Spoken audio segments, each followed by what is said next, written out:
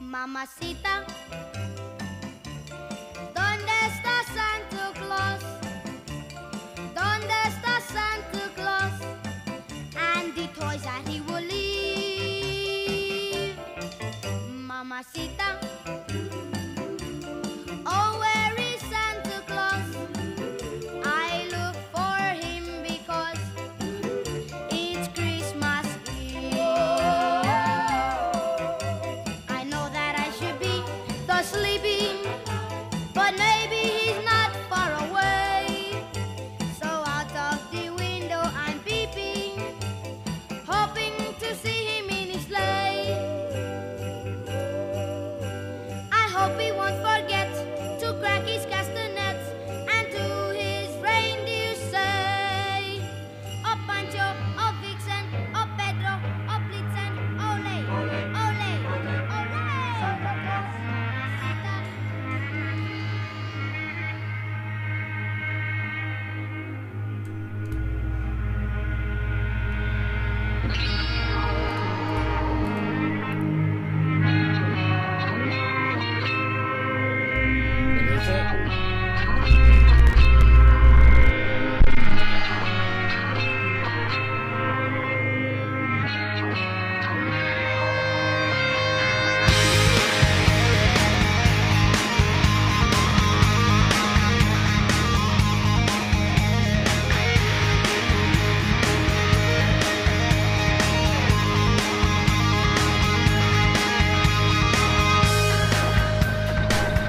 Hello everyone, welcome. My name is Jeffrey Gonzalez.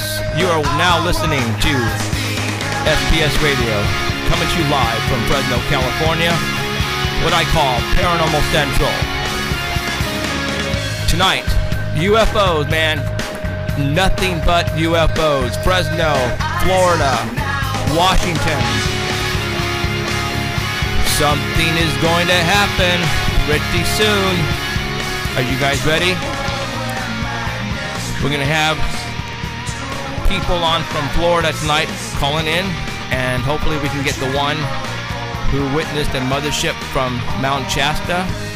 And yes, I have pictures to show you.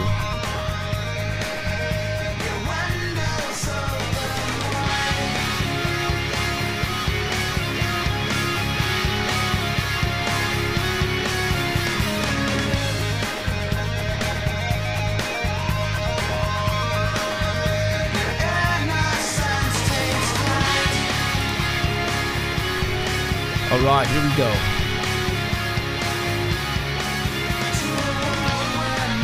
Hello everyone, my name is Jeffrey Gonzalez and you are watching SPS Radio, coming to you live from Fresno, California, in the middle of what I call Paranormal Central, Central San Joaquin Valley of California. And there's just so many things going on as we speak. December 21st is right around the corner, guys. And I mean right around the corner. We're going to be talking about that also. And we're going to be talking about UFOs. We're going to be talking about Bigfoot. So be prepared that we're going over an hour tonight. Easy. Easy. Okay, guys. Here we go. Hi, guys. Welcome. My name is Jeffrey Gonzalez. Out here in the corner, we have Alan Thomas. Hello, everyone. Tonight on chat, I'm White Buffalo, okay? And Sock Monkey is Alien. Oh, yeah. It's confusing him, but it's okay. We gave her the laptop. Hers blew out. Yeah. The government, people in the white vans pretty much toasted it. No, I don't know what happened over there. So she's got a little cheapy. So, but yeah, she's there, and so everybody's out there. Cool, very cool. So, okay, we got a long show for you tonight, and because we have a lot of cool stuff to talk about. Man, it's coming down to the wire, guys. It really is. My phone is ringing off the hook now. I just got a call, as a matter of fact, 20 minutes ago from Connecticut. And this gentleman out there witnessed a UFO. He sent me the video. He took it with his iPhone. Unfortunately, it really didn't come out that well. but you can tell in his voice on the video that, you know, he was witnessing something that was blowing his mind, basically. Actually scared him. Yeah, unfortunately, I can't show it because it basically it came over my iPhone, so I have it on, you know, on the phone, and but it just shows a light in the far distance, but you know, it's different. You know, when I get a video like that, and you know, the witness tries really, really hard to get the perfect video, but there's so much that goes on, like, you know, his enthusiasm, his adrenaline rush, and he's trying to, or she is trying to videotape this object, and it's you know, you're either shaking or you're trying to run around the house trying to get a better view of this object, and you're looking at the object, but the phone is now on, you know, facing the ground while you're running. Excuse me. So you know, so the total amount of time that gets put on video is, you know, by the time you know, it's only 5 seconds or 10 seconds, but yet the whole video is like 3 minutes long. So you know, unfortunately, stuff like that does happen, and it happens all the time. So you know, and he was wondering, you know, is there any way he can, you know, show this to anybody? I'm going, well, you know, you can try putting it on YouTube, but it's just a distant light, and it's really nothing people are going to get excited about. Unfortunately, you did get excited about it because you were the witness. So, you know, next time you capture, you witness something, get the video camera on it, cell phone, whatever it is, and keep it on it, and don't move, and just keep videotaping it, because if it's going to do something exciting like whoosh, shoot off really quick, then you're going to get that on video. Don't try to run around and get a better position, because you're not going to, unfortunately. So just stay there, start videotaping until it does something exciting. If you get that on video, man, you're going to have a golden ticket. So remember that. Even with the iPhone. Yeah, even with the iPhone. You guys are going to have to excuse my voice and Alan's. We are basically getting over a massive fever, cold, cough. Basically, whatever's going out there, we've got it, and we're getting over it now. So, so there you go. All right. Man, so much to talk about.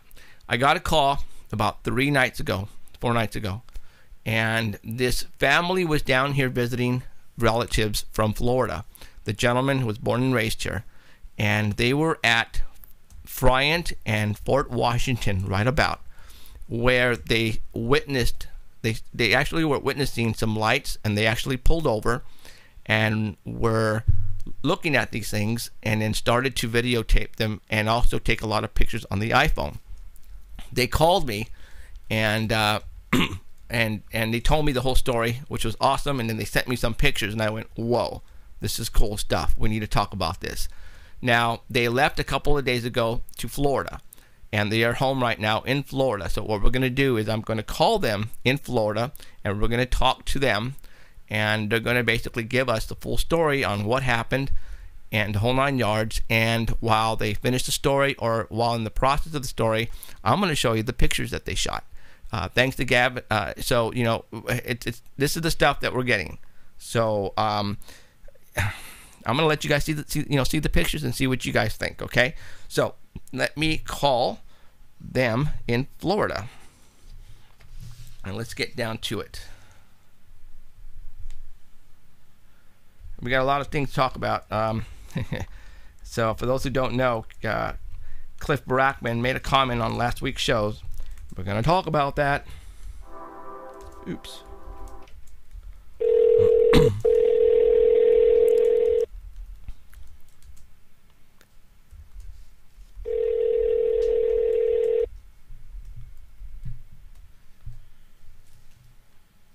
Hello. Hello, is this Akram?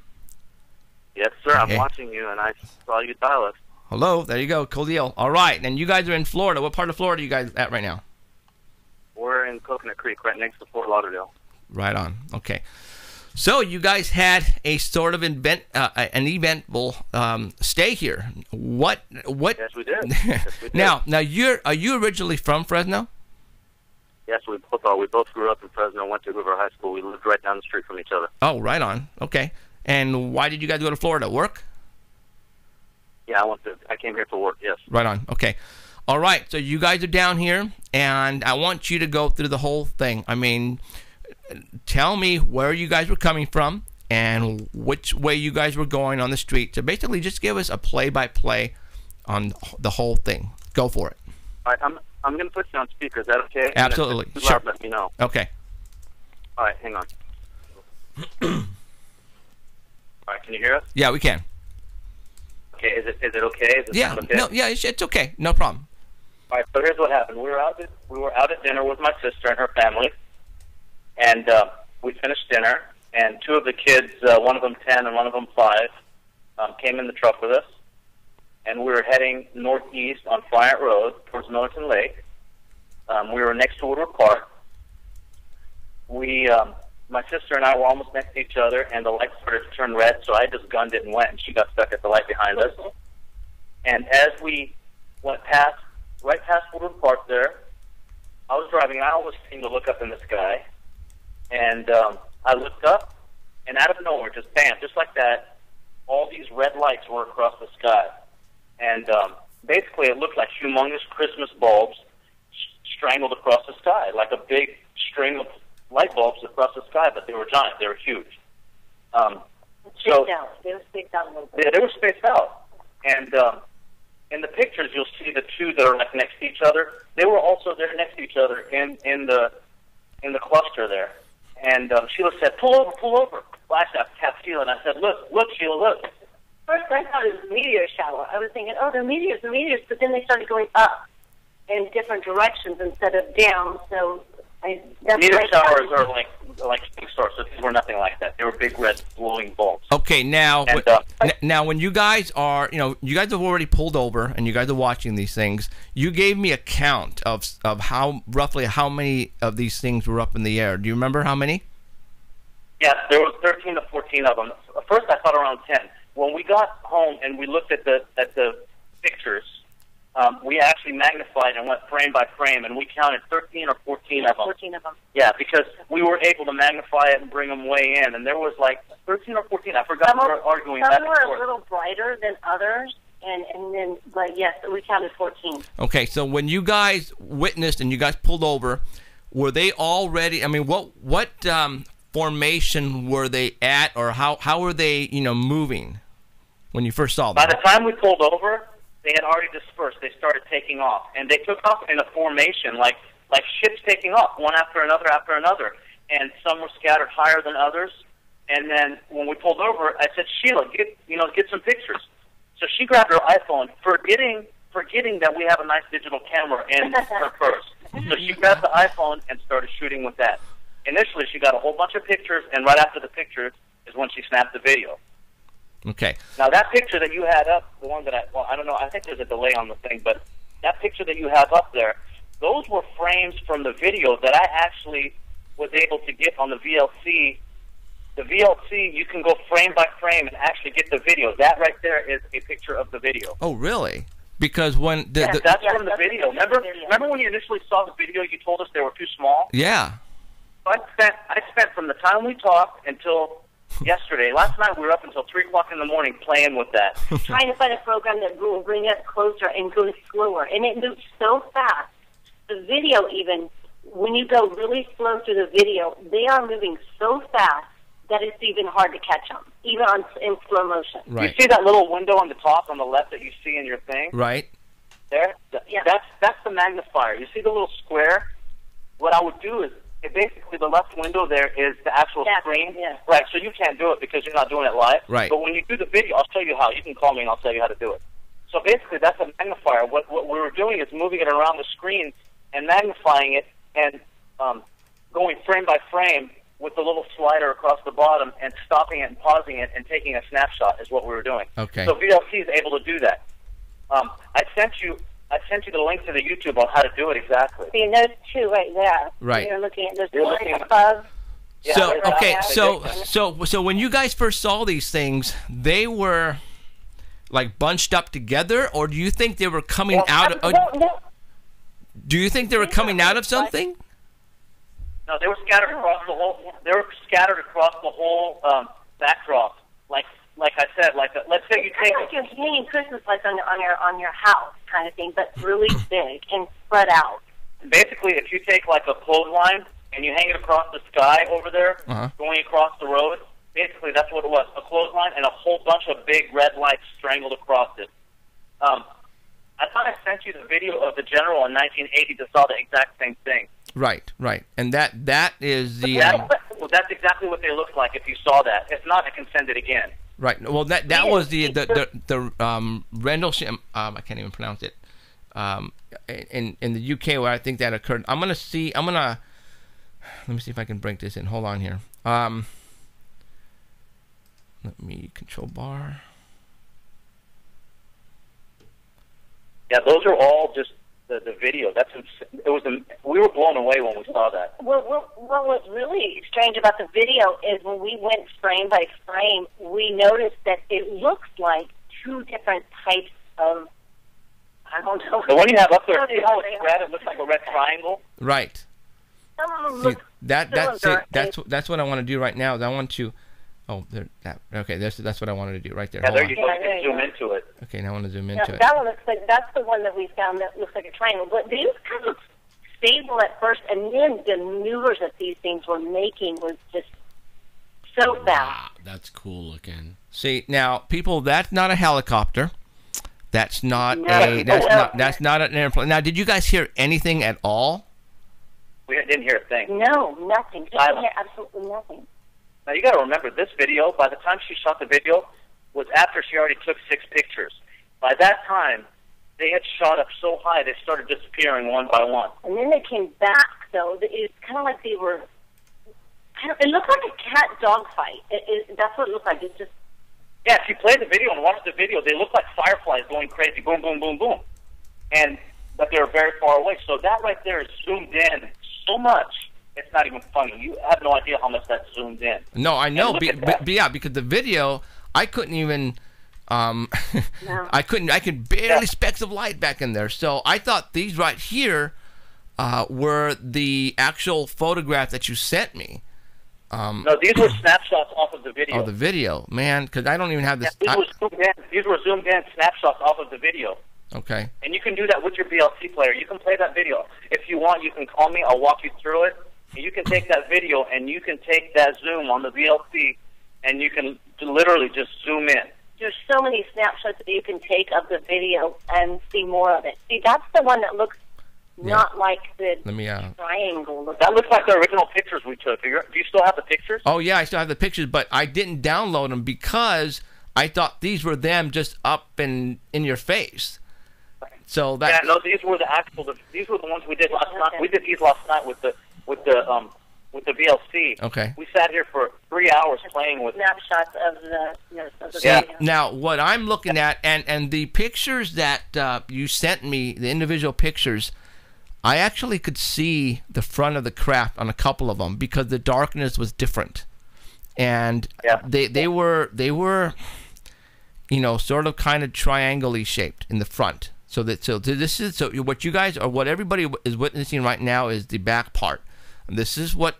Yeah, well, it's either the back, listen, if you do this thing frame by frame, we're not sure that that's just the back. That actually, if you watch the ship, it bounces around and does some crazy maneuvers, and this looks like it's actually the side like you would see in a movie, like all the way around a saucer where it's all lit up. It really does. I see what you're saying. If you go really slow with video, the way it goes, you can see that there's some that look like the triangular shape, and there's some that look cylinder. It's almost like they're going into some kind of a warp light speed type of thing, where the way they bounce around. It's really weird. There's a very fascinating maneuver. I can't even... What's cool about the zoom on it is there's different steps. You can actually zoom. You can zoom out and zoom in. So this is as far as you can zoom in on those pictures. But it has a feature where you can zoom in little by little. Yeah, you see that right there? How it's turning into a triangle-looking thing. That's some crazy stuff, man. Even my son was looking at it and he goes, "Dad, is that a car?" And so which is cool because he didn't say, "Is that a plane or a helicopter?" You know what I'm saying? Yeah. So even my 7-year-old kid can and I'm teaching him how to identify these things. He knew right away this was not a regular craft that we know of. And there was one. We had one shot of them. I don't know if you ever saw the show V. Did you ever see V? Yeah. Oh yeah. Okay, you remember the shuttles that they used to come off the mothership to come in? Right. Okay, one of these shots where we actually were going frame by frame looked something like that. It almost looked like that kind of a ship. It was almost like kind of oblong, like a minivan, but wider and longer. Yeah. Wow. But rounded, and it looked just like that. Wow.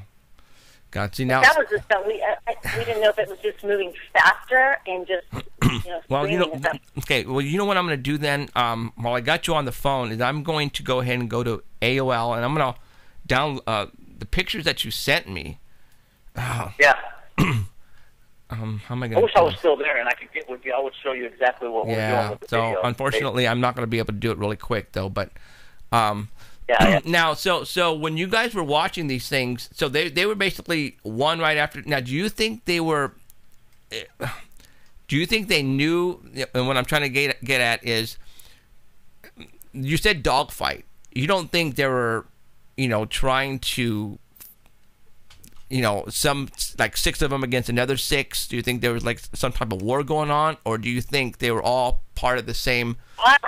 We had that conversation last night. They look like when you go frame by frame on that video, it looks like some kind of a cat fight going on. It does. It really does.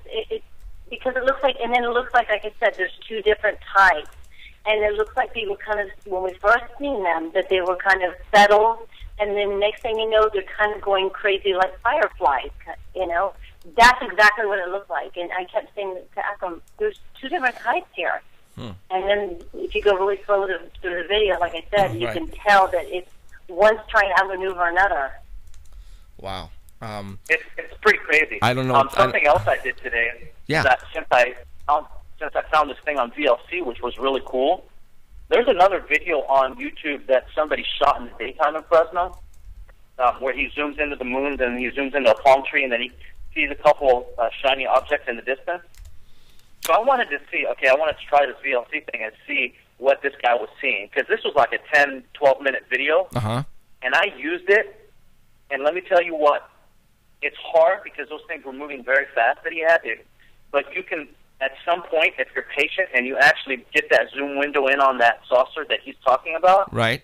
Sure enough, it is a glowing triangle, and it comes and goes. It's in a distance when he's filming it, it looks like a glowing, like a coin that's spinning that hits the sun once in a while and shines. But if you zoom in on it and you go frame by frame really slow, you can see the glowing red triangle. I did that today, and it was crazy. You don't have the pictures, any still pictures on those, do you? No, I didn't take any. I did not take any. But I can do it and send them to you, no problem. Yeah, that would be cool because I've been trying to find somebody who can do this type of stuff because I'm computer illiterate, and you're using VLC, right? VLC is what you're using, right? Yes. Yeah, and it's what a is free VLC? player. It's great. I have that on there, but I never really played with it. Oh, okay. So Alan, we're using Alan's computer, and he says he has his program, so he just never played with it. Well, okay. Well, then there you go. So. Oh, they noticed it on there, huh? Oh, I don't know. Okay. Oh, so okay. Well, that's awesome. We'll have to mess with it. We're gonna have to mess with it. Dang it. Now the pictures that, like you actually sent me on my iPhone, they're some of these are boomerang shaped, and and at the front end they're like triangled. Yeah. Now, see what I'm trying to now. What's that? Those were right from her iPhone. Those were still on her iPhone from the time we took them. We hadn't even gotten any on the computer yet. We actually didn't transfer them to a computer until the day after we talked to you. You know what I'm gonna? So those were right from the phone as she took them. Right. Gosh, I wanna show everybody. If everybody is willing to wait and be cool about this, let me download them down really quick, a couple of them, because I want to show people them really quick. Yeah, do the first one is the best one. It's the clearest and sharpest one. Okay, let me. And I think I sent you the cropped ones too, the ones that I cropped. Let me get out of there so that way you guys don't see my AOL account and get my password and start sending people different. That would be bad. So all right, so let me. That would be good. I don't know how many people are watching. So I wanted to get his password too. Dang. Okay, let me get into my AOL account. So, you know what's funny, guys, is that I got a call yesterday, and this guy named Anthony who lives down there, and he said, Jeff, I was coming down Bryant Road, and I guess he must have been coming down one of the casinos or coming southward, and then he saw he saw an object right around the rock quarry about Bryant and Fort Washington, he said. That's exactly where we saw it. I know. And then I was freaking out, and I go, Anthony, have you seen my Facebook? And he said, no, why? I go, never mind. And then he started telling me this, and he says, this thing was, it said there was lights going around it, and it was like just hovering, and then all of a sudden it goes down, and he must have thought it went down into the quarry. And as soon as he said that too, I'm going, you guys, that's where you guys pulled over, man. Now, that's exactly where we pulled over. what the heck is going? And then you have to understand, this is where I believe Alan's sister and them saw that right around Bryant in that area. There's something going on in that area, and same place my brother was just saying he saw that whole about what they saw, really. Right? Yeah. Now, Alan's brother Jimmy a couple nights ago called me and he said, dude, I just, I was outside and I happened to have looked up, and he says there was these things, like a set of geese would be in formation, but it wasn't quack quack, it was, like this, and so they're maneuvering, trying to keep up with each other. And it was dark, so it couldn't be birds because you wouldn't be able to see them because they were lit up. Yeah. So that pretty much tells you that it wasn't, what we think they were. So, and then I sent him these pictures that you sent me on the iPhone, and he was tripping out. And he goes, "Dude, that's like almost what I just saw." You got mail. And this happened on the 10th. You guys saw this on the 10th. Now, yeah, we saw it on the 10th at 8:40 p.m. Now, what's kind of cool is on December the 11th, there was the same kind of formation that happened in San Francisco, and 2 days later, same kind of formation that happened in New York. So actually, the one in San Francisco was on the 8th, wasn't it? Oh, it wasn't. Oh, it was before you guys. Okay. Yeah. It was on the 8th. Okay. So okay, now I'm just opening up my AOL account, and you sent me a bunch of stuff. Delivery provided by You Send It, right? Yeah. Those are what? The very first emails that you got yesterday, I believe, were the pictures that you showed, the cropped ones and all that stuff from the iPhone. Okay, so that's right? like the ones I sent today were all the ones that we got, the ones that were from the video.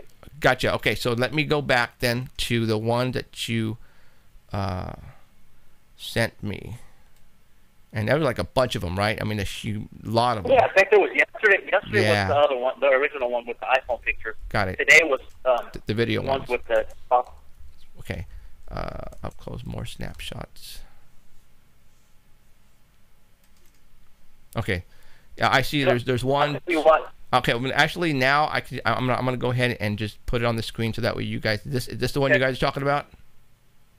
I was gonna say, if we didn't have these pictures, we would have probably thought our mind was playing tricks on us, because when we first saw it, we really, it was surreal. It was one of those surreal moments where you really think your eyes are playing with you. Okay, now is this the program you're talking about, or the email? Probably. We can't see it's hard to see. I can't see it. You can't see the screen? No. It's blurry. Yeah, it's hard to see, and I can't really expand. Oh. Okay. Well, there's 1, 2, 3, 4, 5, 6, 7, 8, 9, 10. There's 20. Yeah, that's one of them. That's one of them. Yeah, that's it. Okay, so if I go on the first that's one. From the iPhone. That's not from the iPhone. Those are the ones from the No, those are the ones. Go ahead and open one. I'll tell you. Okay. Well, I have to. You got to tell us to open it with something. Yeah. Well, let's see if it'll open that one right there. Hold on. Oh, there you go. It's a JPEG. They're JPEG. This is open with regular Windows. Okay, I don't see anything. Oh no, this is off the video because I see the square on there. Oh yeah. Yeah, this is off the video. So okay. Those are all the ones that I sent you okay, today, so all right. So let me go and. So it's the email from yesterday that we want to look for. And yesterday's date was what? You guys have to help me out here.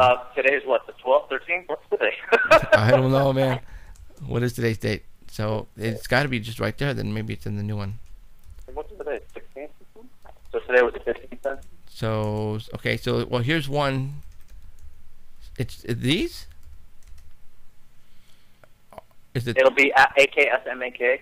Yeah, but is it this one here? No, not that from the program you Yeah, sent. that's what, let me see. Yeah, that's, I think that's the one. Yes. Okay. Yes, that's the one. All right, let's see. That's the one with, yep, that's the one I did yesterday. All right, let me, send sign syncs. Ha, we got his password. Okay. No. Okay. See, guys, this is perfect. This is what I wanted you guys to see right here. Bitchin'. Okay. Yeah, There you go. That's the one that Okay. That's 4 right there. See, you guys. Now, you guys watching this? Let me download. Let me get the. Oh shoot. Let me minimize. Now that one is cropped. That one is cropped just a little bit, so you can see the sides together. Okay. So let's take a look. Okay, let's look at this. So the bottom left-hand corner, is that? Are they going up that way? So, Yeah, they're going up in formation. The bottom one is the one on the top is the very top one, obviously. So that's when they took off. They took up in formation, just like that. Okay. What I want to do, you guys, I want to zero in on this one here. Oops. They take off one after the other, just like a jet would. Boom, boom, boom, one after another. Look at that! Look at that guy! Yep. Look at that! Look at that guy! Look at that! Oh. Oops. Is that cool There you or go. what? Zoom closer. Zoom closer. Well, it's going to get. Look at that. It's going. What the hell? What man. the hell is that, you guys? Is that an airplane? How many of you out there think that's an airplane? Raise your hand right now, because I'm going to throw something at this camera right now if you guys say that's an airplane. And it's not a balloon. No. And Candle. if you guys say it's a helicopter, I'm going to throw this cup at the camera right now, guys. Seriously. It's not Santa. Is it Santa? Is it My Santa? favorite part is the news says that they're Chinese candles. No, they're not. No Well, way. I had to say all that. You know me. I had to go out there and I had to pretty much, some people were saying, okay, these are airplanes, remote control airplanes with lights on them. Yeah. And I'm going, well, the only problem is they went up into the sky and disappeared. Then that pretty much, took that out of the, out of the play. So no, that's not what that is. Well, if you look, there's. Well, everybody's welcome to go and look for the video on YouTube and download it and put it on VLC and do that Zoom thing and check it out for yourself. Wow. I don't. See, when I saw this yesterday when you sent me this on my iPhone, do the top one. I could see. Yeah, you could see them. They're all spaced almost the same. You know what I mean? In the same distance from each other. It looks really cool. I can't bring it. Oh, there it is. Wow. Yeah, they all look Well, the same. remember, there's different pictures. You might be able to get another one and see if you can see what you saw. Okay. Let's how do I go Pretty back? cool How do I go looking. back to? Okay, let's do this one.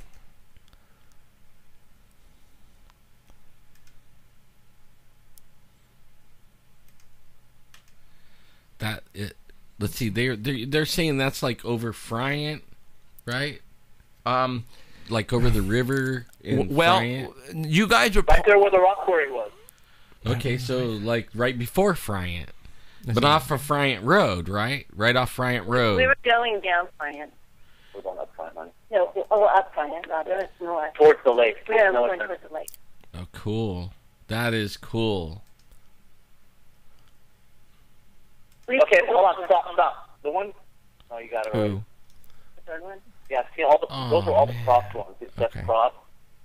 So I cropped them for you just so you can see them I see cropped. I see what you're saying. Okay. See, that one is cropped. That was just pretty much If you want cropped. the original one, you go down a couple and you'll get the original one. Okay. Let's I'm trying to do this as fast as I can. So let's just skip a whole lot and let's go way down there Yeah. So if And- you go down... and let's pull one up that's way down there. So maybe All right, so you see the one below, the very one... There you go, there's one. Okay, so now you're telling me this is a this was like a road. There you go, there's one of the original ones. Okay, so here people, you see this? They're going like this, and they're going like this, and they're probably going straight up. So no, this is freaking cool, man. I mean, I don't know what else to say about this. I'm gonna zoom in. Oh, look at this, guys. Yep. Now the glow in the top right, that's the street light. You pulled over right after Fort Washington. Right? Yeah. Right after the Yeah, that's the street light right there by the shopping center. Now look at that, guys. This is the one on my iPhone that I can actually see the front part go like this and then go like this. So now this could the question is here, is this two of them or one of them? You know what? It looks like two of them, and what's really weird is when they were all, looked like red globes.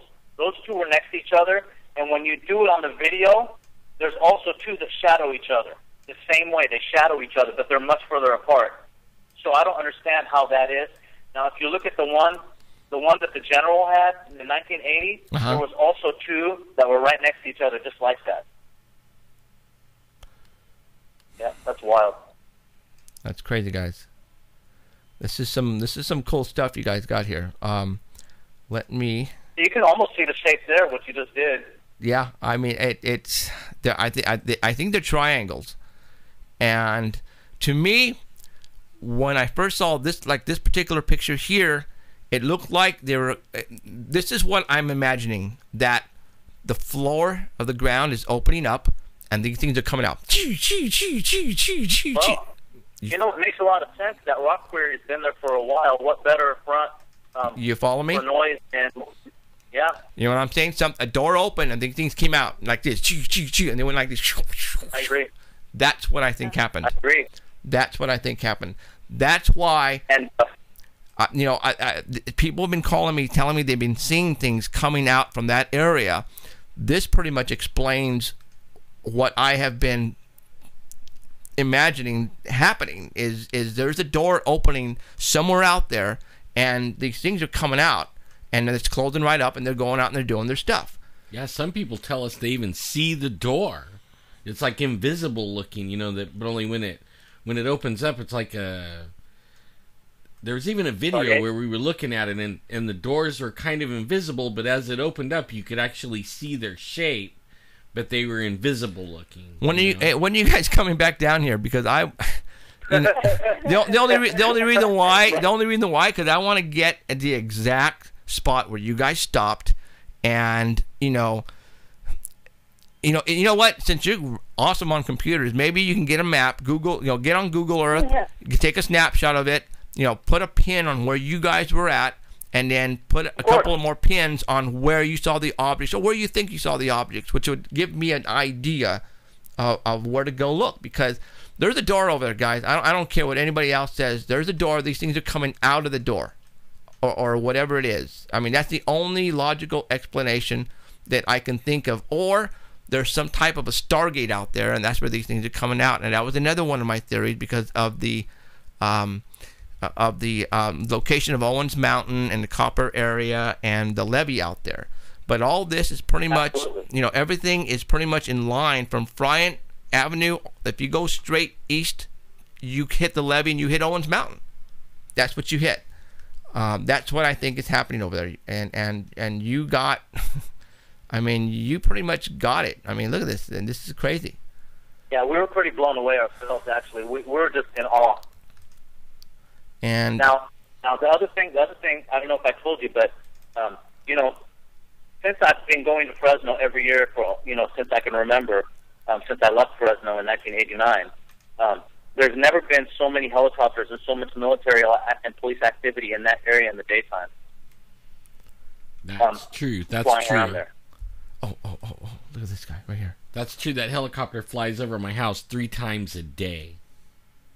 Black helicopter, no markings, always going that same direction. Okay, now see this right here, this one right here. You can tell these lights are wrapped around the whole object.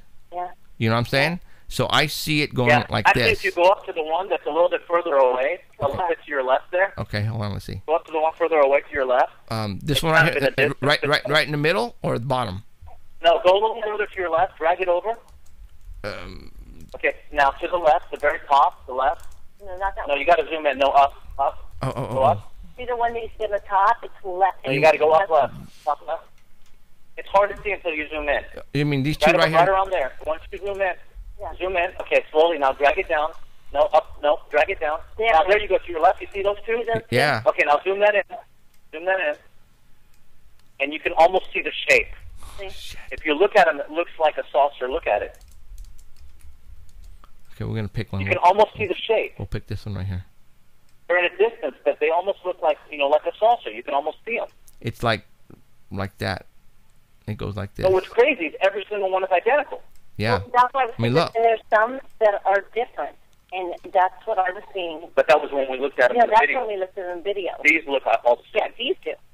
But other ones that were in the video did not look like these. They don't look like Yeah, but I think when they were, how they were moving around really fast? Yeah. They were changing as they were moving. Yeah, they were, because it went from frame to frame, and that same one would be like a triangle. Now, okay, well then now explain this then. Explain this particular shot. You know what? I kept asking him about that too. I could not explain that. I think what that is they started going so fast. This was about when they started really going fast. And so basically the shape where you would see it chopped off, now it became streak because they were moving very fast. Okay. I don't know. Yeah, that's what if you take a camera and you draw and you put it on a slow shutter speed, right, and you do a flashlight, it'll kind of make a streak. That's kind of what happens when a light is moving very fast.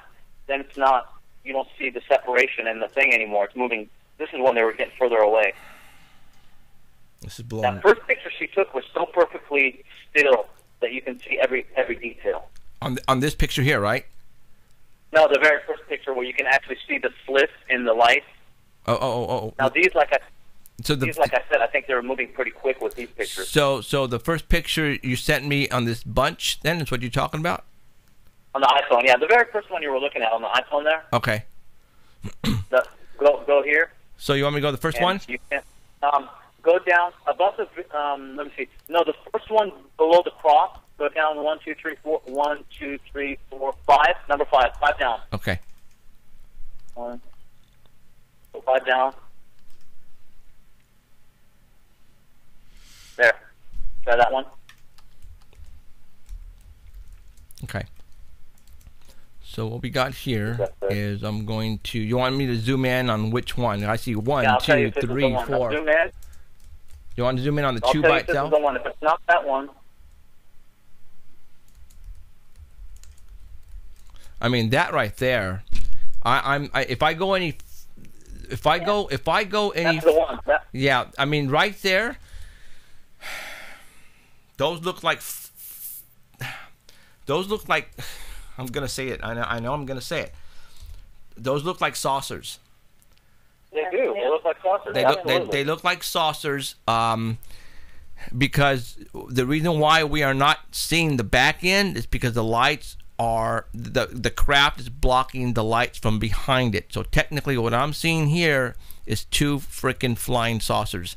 And I stopped it right there because you can see actual the breaks in the saucer, and that could be the craft itself. This is not the pixels. They're not they're not starting to get blurry here at all. This is the actual craft itself. And that's just what I mean. If I go see right now that right there at that point in time there. Go back to the email, those downloads again. Go back to that real quick. Okay. Let me see something. Let me make sure this is the one. Okay. So I'm here now. All right. Okay, go back to the next page before this one. All right, scroll down a second. Now, which one is this one, babe? What is that, 9.4? Wait, 4. That's 9.4, right? So, that's 9.4. Yeah, so this is 9.4? This is 9.4. It shows this one, right? Yeah. Okay, so you did have the right one. That is the one that I cropped them off of. That is the sharpest one. The sharper one. Okay, that was the 5th one, right? Yeah. So these all the crops above that are cropped from that one. You see the numbers on it? Yes. The 9.4 at the end. Okay. All the crops are off of that picture. I'm gonna go to it because I'm just blown away by this picture. It's very cool. Yeah. See that's the original one that we cropped it off of because that was the sharpest one. And that one, that's just like, you guys. I mean, come on, look. I mean, there's just no denying it. Like I said, I was just like, and then when we told my sister and everybody about it, they thought we were crazy until we showed them the pictures, and then everybody's had their jaw dropped. But Okay, you know our what? niece and Oh, nephew- you know what? I can do this. Hold on. It's the control bar. Let's zoom in.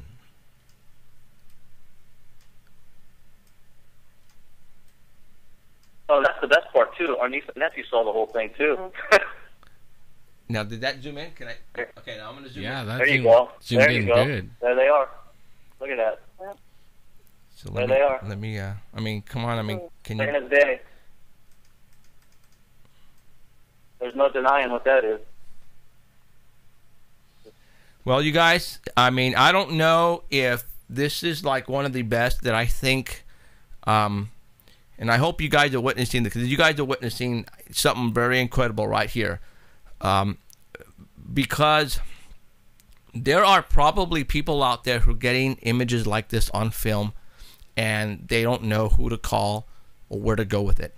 They call they call the freaking airport, they call the freaking police department, and they just laugh at them, and then they end up keeping this on their computer or putting it on YouTube. And then it gets lost. It gets lost. Well, they're not getting lost anymore. Now they're being, when they call MUFON and stuff like that. It's not. It goes to that guy. It goes the Bigelow. Yeah, guy. and he takes everything and he keeps it, Yeah. and he doesn't show it. He don't share. No, he doesn't. But he's ready to leave the Earth any minute. Now, that's one of the reasons why MUFON requested me not to use any of the stuff anymore, is because I guess they did that deal with Bigelow. That's right. Yeah. And I didn't know. He bought MUFON. And that's when I said, "Adios, MUFON. I'm out of here." But this is the I think I'm gonna blow this up and probably frame it. Because cool I'll, looking, that's for sure. I'll try to see if I can get one of those cropped and sharpen it for you, and, Okay. and if I can get it sharpened and clear it up a little bit to print, then I'll send it to you. that would be awesome. That would be totally awesome. Yeah. All right, you guys. Well, Yep. now, did you guys have any idea at all about Fresno and UFOs before this? I had no clue. This is the last thing, the furthest thing from my mind at that time. I mean, listen, I've always believed in UFOs, and I love watching UFO. What's that UFO? We like sci-fi. We find sci-fi more interesting than reality shows. That's for sure. Yeah, but I had no idea that this even exists. I always thought it wasn't fair that everybody else got to see these UFOs and we didn't, or I didn't, and there it was. And like I said, at first, your eyes are playing tricks on you. You don't know what you're seeing. It's bizarre. And then, you kind of take it in. And then when if you do take pictures and you see it later, you're still going, wow, wow. Until today, we're still going, wow. Well, years ago, I was telling Akam that I ran in about 1992 or something like that. Around that time of 95, I remember driving to Kettleman and seeing something hovering above. I just figured it was some sort of, I don't know, Air Force thing right. or something. But it was hovering really low. But I didn't, of course, have a camera back then or an iPhone, and so I just ignored it and just thought it was that. But I knew it was something I'd never seen before, but I just assumed, Right, and that's exactly what a lot of people are doing. They're assuming that if it has light and it's in the sky, it's an airplane or a helicopter, and they're just going about their own way and not minding it at all. And that's what people need to do, is just stop what you're doing, like you guys. But for you guys, it took 14 of them to really go, whoa, what the heck are those? No, actually, what's really cool is both Sheila and I are on the same page, and we both love crazy things. And so when I tapped her, and she was like right on board, go, pull over. So it was one of those things. We're like little kids, right. in a candy store. We get so excited. So that's the thing, is most people are very skeptical to anything. Right. If it's not on Fox News, it's not real. So, we were very excited. It didn't matter what it was at that point. We were excited with something different we had never seen before, and we were going to, take shots. Very cool. Well, you guys, this is awesome. I have if it's okay with you guys, I have a European production company coming down in January to film an episode for a paranormal show in Europe, and I'm going to give them a couple of these snapshots if it's okay with you guys. Absolutely, you do that. So they can go ahead. I will try to get some of these ones that I was telling you about on YouTube that I thought were very cool, and I will try to get them on VLC and do some good snapshots of them so that you can see what I'm talking, and I'll send them to you. Okay, that would be awesome. I would really appreciate because that. One that was sighted in San Francisco on the 8th that they were trying to say either they were like a balloon with a glow stick or this and that went into this perfect formation and just stayed there. Tequila. Right. Yeah, and blame it on. They were saying these people are drunk and all this crazy stuff. Right. I took the VLC today and zoomed into that, and you can see these things coming in and out and turning into a triangle and lighting up. So I don't care what they say. I know what I saw. Oh yeah, totally. And I will try to get that on snapshot for you. Okay. You know what?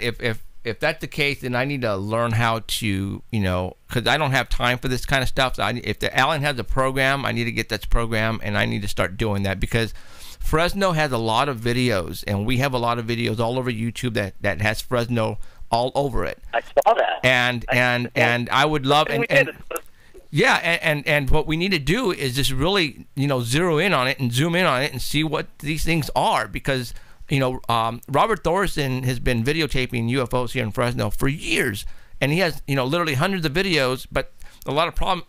He's great. He is great with what he does, but a lot of them are way far in the distance.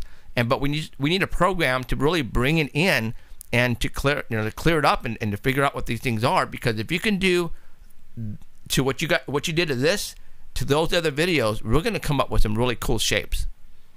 I think so. And I saw Robert's. I saw his little thing on there that he went through his camera and showed everybody what he uses, and he has the zoom lens that magnifies things. So I think that would be really cool. I need to look at some of this stuff and see if I can do something with it. Sounds good, man. That would be awesome if you can do that. Yeah, let me know and then send them to me, and I would love to put them on my show and let everybody see them. So, all right, you guys. I will contact you. I will do so, sir. Awesome. Have a good evening. Thank you for calling. Well, hey, I really appreciate you guys calling me and telling me all this because this is awesome. I appreciate it. So you guys, okay? I'll talk to you guys later. Take care, okay? Okay, thanks. Bye. Okay, bye. Well, this is very cool, guys. Whoa. The hell? Oh, that was them. Sorry, hold on. Okay, that was cool. I don't know what to say. I mean, that's the real stuff right there. I don't care what you guys say. There are people probably listening to this right now and watching this and probably going, "That's bull crap." You know what? There is. No, this is not bull crap. This is the real stuff. Sorry. Okay. What are they saying on the chat? Give me some info. I mean, are there some non-believers out there or? Sure. Yeah. There's a couple of them. Really? Yeah. So what do they think it is? They say just shopped up pictures, photoshopped or whatever. Really? Well, you guys are full of shit. You hearing me? You're full of shit. Okay. Swamp gas. Well, yeah. No, this is the internet, so I can say it. You're full of shit. This is the real stuff. Okay. Too bad you don't believe. Then you shouldn't be here listening to this show. Get out of here. Go someplace else. Why don't you go listen to George Norrie? Go learn something over there. All right. So what's next? Okay. Isn't there some more? Yeah. Well, now we got and I don't have her number, and I hope she's listening. Mary McVie, are you listening? Please call me because I've gotten so many calls on my phone that they're being pushed right down. And I lost her in the shuffle, and I didn't write it down because when I was talking to her, I was on the road, but. She was on her way to Shasta, and she looked over on her right, and she saw this giant mothership with other ships going to it. And she started taking pictures with her cell phone. She sent them to me. It is very far in the distance, but you can see a shape. I had Gavin try to clean it up as much as he could. It was very, really far away, and so it's hard to say. It looked like, if you don't believe, it looked like a dark cloud in the distance. And I wanted her to come on so that way she could actually give us her 2 cents on what and you hear it from her voice. Unfortunately, I sent her, an email and a text, and she hasn't got back to me, so I don't know, what's going on. So, okay, but I'm gonna show you the pictures anyway because I have them. So, and I'm going to do that right now. And see, I get really pissed off when people call me liars. Or, you know what I'm saying? Because you guys have to understand, it's not like, you know, when these guys called me, they had no clue who I was. They just went on and decided to type in Fresno and UFOs, and my number came up. And I get calls now from all over the United States from people telling me they're witnessing these things. And, you know, you can hear it in their voice that these people are scared at what they just witnessed. Last night, I had a call from a girl, and I posted it. I don't know if it was last night or the night before. I think the night before. And even Ito mentioned it. Man, this guy works 24 hours a day. And the reason why he said that is because he realized that when he was looking at the post, it was 9 hours ago that I posted it, and it came out to be about 1 o'clock in the morning, 12:30 in the morning. Well, this girl who sounded really young, and I'm talking maybe 19, 20 years old, the way she sounded like on the phone. Marie says, check your Facebook messages for her number. There you go. Okay. Let me get it right now. So she is there. So we're going to call her. And she was scared, and she told me what she had just witnessed, and she was walking to her door from her car coming home from work, and she looked up, and there's this freaking triangle floating over her house, 3 lights, and then it dimmed away and it was gone. And she had to tell somebody, and she went on the internet and wanted to figure out what she saw. And guess what? She called me, which is awesome. She had no clue I even existed. 9167. Okay. Let me call McBee. Oh, and what's cool is I got somebody went to my website and sent me an email, and they were coming down the 41 freeway, and they witnessed a triangle again the same time this girl called me, flying over Fresno, where the big security bank building was. It was actually floating over that thing, and I got it right here. I mean, I can show you. Matter of fact, I will show it to you. Cool. I'll show you the email the guy sent me after we talked to Mary. Okay, so Maria, is it Mary? No, it's Mary. Okay, I'm gonna call you right now. Here we go.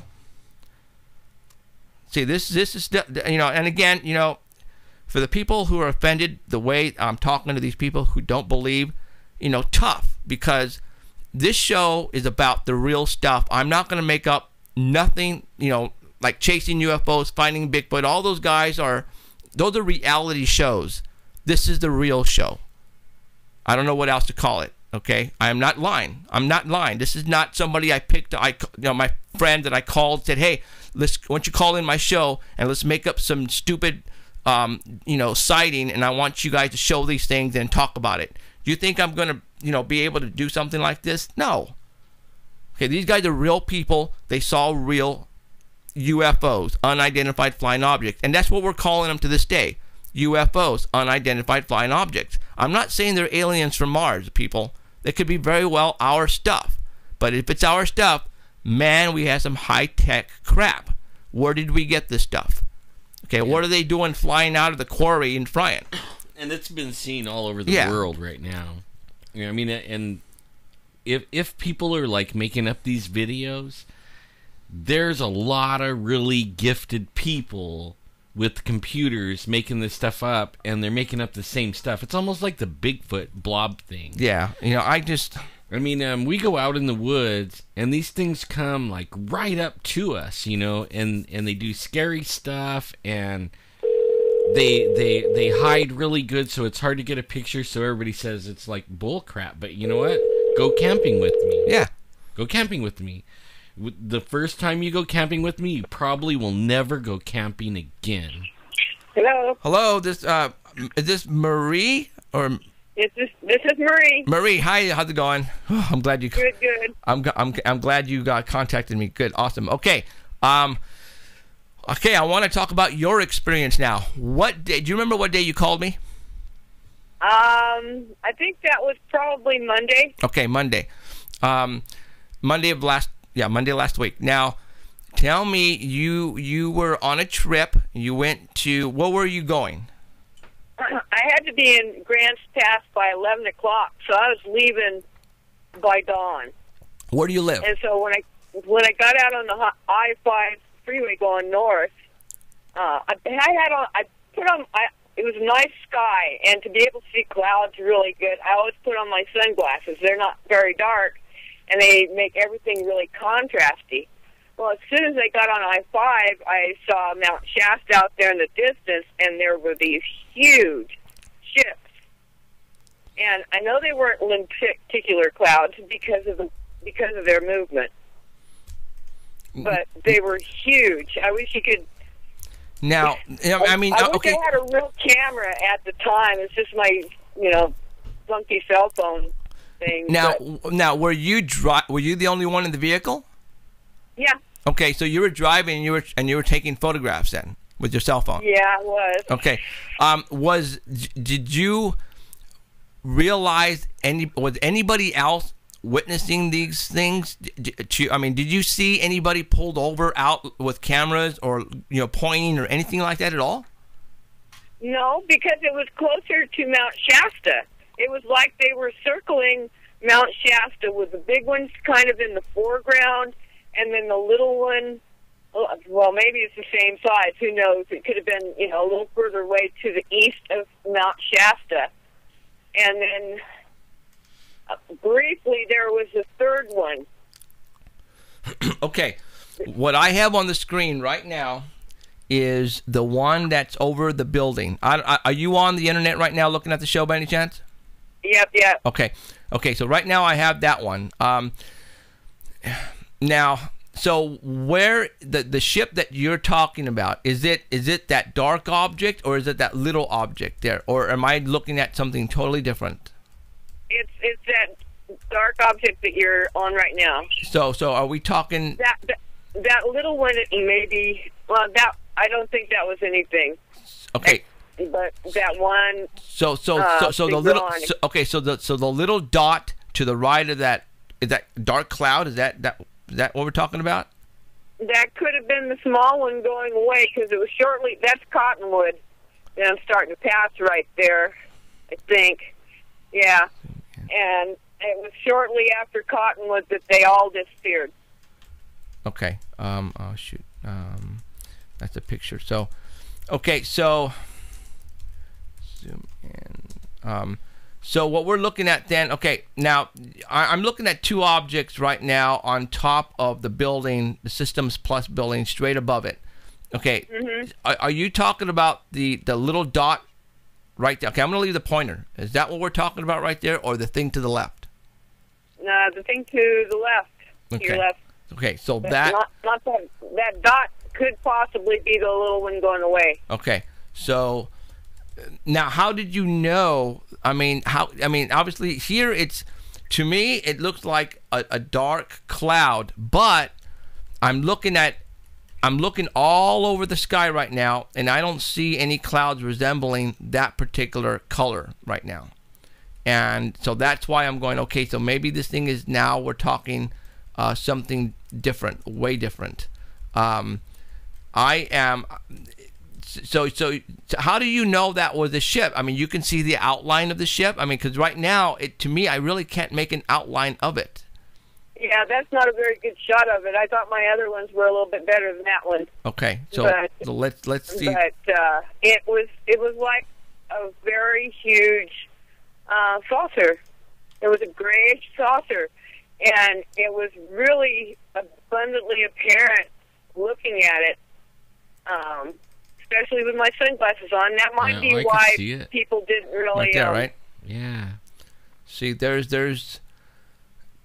And See, now that's huge. That is big. If that's far away... Yeah, there's one there, and then over to your right, there's another. There's another one? Oh, I see. So she's talking about this right here, then? Yeah, zoom. Can you zoom in, or is that tight as it goes? That's... Right there. See, I can't, like... Yeah, see, cell phone. Oh, I wish see I would have had my other camera. Mm-hmm. Now, what I had Gavin do, my website designer, is I had him invert it. And I'm going to show you that next. So that way you can see that there's something there. Oh, I see it. They were doing a lot of contrails that day, too. So... And that's another one of my theories, is that And actually, we have proved this theory when we had that massive sighting here several months ago where, there was an object in the sky, and, Robert Thorson called me on it. I went outside, sure as hell, started witnessing it, started videotaping it. It was up there for a couple hours. I had people all over Fresno go out to see it because I posted it on Facebook. After I posted it on Facebook, I got a call from KMJ Radio, and I got a call from NBC News because they ran outside their studios and was witnessing it, and they said, Jeff, what is that? And I'm looking at them going, I'm not sure, guys. I'm still looking at it right now, and the object is rotating in the lower atmosphere, in space, basically, and you can see it. And we actually took some good pictures of it, and I need to re-show these things because it looks like a freaking space shuttle in orbit, stationary, rotating. Oh wow! So, yeah, I mean, I definitely see a dark object there, and if this dark object is like over the mountain range, this thing is huge. This thing is very, very big. It's miles across. That's what I'm thinking. It's definitely miles across, and I can't give you an estimation because this thing could be way out there. I don't know. I see a lot of UFOs up here. In fact, I signaled them with a 5 milliwatt green laser, and they always signal back. That So sounds. I'm used to seeing smaller ships. I'm used to seeing. I've seen some triangles. Right. Not very many of them. There's not that many up here. I've seen 6-sided diamond shape. I've seen saucers. Now, whereabout do you live then? I live near Red Bluff. Red Bluff. Whereabout So is? I'm near Last and In and Out Shasta. Oh, so you're right there then. Okay. Yeah. Okay. And that's Hundreds where of sightings. that's Hundreds of sightings, but never anything this big. This is crazy. All right, Marie, I appreciate you calling me on this. This is crazy. This is the stuff we're getting here, folks. And again, those people who don't believe, I'm sorry, but we're going to continue talking about this because I have some information that I want to give everybody. If you haven't been paying attention to my Facebook wall, then you've been missing out. Well, I'm going to go ahead and I'm going to repeat it live on the air tonight. So, all right, Marie, I appreciate you coming on the air and talking about this. This is awesome. You know what? Right. Since you're getting a lot of this stuff over there, that area, the next time you get a really cool picture or video, make sure you let me know about it, okay? I'll do it. All right, awesome. Thank you very much. All right. Okay, I'll talk to you later, okay? All right, night. Bye. That's a cool picture right there. That's huge. Okay. That thing's like 2 or 3 miles or maybe even bigger wide. Yeah. Right there. At least. And these things could be interdimensional. That when sometimes when they take off and you say, oh, it was like a blink of an eye. What if it really didn't move? It just switched into another dimension. Well, and that's where we can go with that right now because the 21st is right around the corner. And let's talk about, I want to talk about right now, you guys, and this is serious stuff, okay? I posted something on my website, on the Facebook wall. I think it was Friday morning. And he told me not to reveal his name or the name of the country because they could figure him out. They could figure him out. All right, and this is where I'm going with this. I was having breakfast Friday morning, and I got this text on my Facebook wall message. And he promised me, Jeff, I'm going to tell you something, but please do not repeat it. Do not tell anybody because, we can get in trouble. And he was really sincere. Doing this over 10 years, I have learned from people who speak to me over the phone and who text me either by email or by words, by reading. I know who's telling me the truth, and I know who's trying to pull a fast one on me. And I get a lot. You won't believe how many people want to call me and tell me what they've seen, and I get a lot of people trying to pull pranks on me as well, trying to send me stuff that I know is Photoshop, and I'm going, really, guys, seriously? But there are some of these ones, like the ones you've seen tonight, that the people who I talk to, they have, I know they're telling the truth. Okay, I just know it. And there's no reason for them to do this. And you have to understand, it's not like, these are the only two I've ever gotten. I've gotten hundreds and hundreds and hundreds of video and film and pictures that I don't show you guys, because I just, at that point in time, I cannot tell what it is. And, those people really get upset at me because they feel they've seen the real thing, but I cannot, I will not put up just a light because of the person telling me this thing moved and changed different shapes, but all I see is a light. I'm not going to put it on the air. I'm not going to show it to you guys because, I have credibility here now, and I don't want to mess it up. I don't. And so when people, come on here and tell me that's what's photoshopped and that's not real and this is a hoax, you know what? That just ticks me off that you wouldn't believe. It does, because that's not me. I've been, we can talk about that all night, but I don't want to, because I want to tell you what happened to me on Friday morning. I got a text.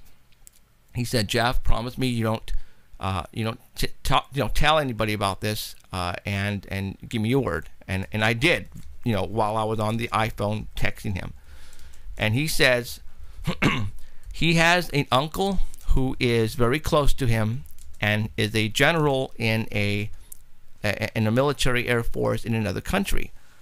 And he goes and he visits him. He says he's very close to his uncle. And I'm thinking maybe this guy's dad died and this is, his brother, and they became very close. And he goes over to that country all the time to visit him. Well, just recently he said, he hasn't been himself. Now, this guy who we're talking about, who's a military personnel in the other country, is a general. I'm thinking a 4-star. He actually responds back to the president of that country. That's how big this guy is. The guy who texted me Friday morning says that he was on the phone to his uncle, and he was planning a trip, because he plans many trips and he visits him as many times as he can per year.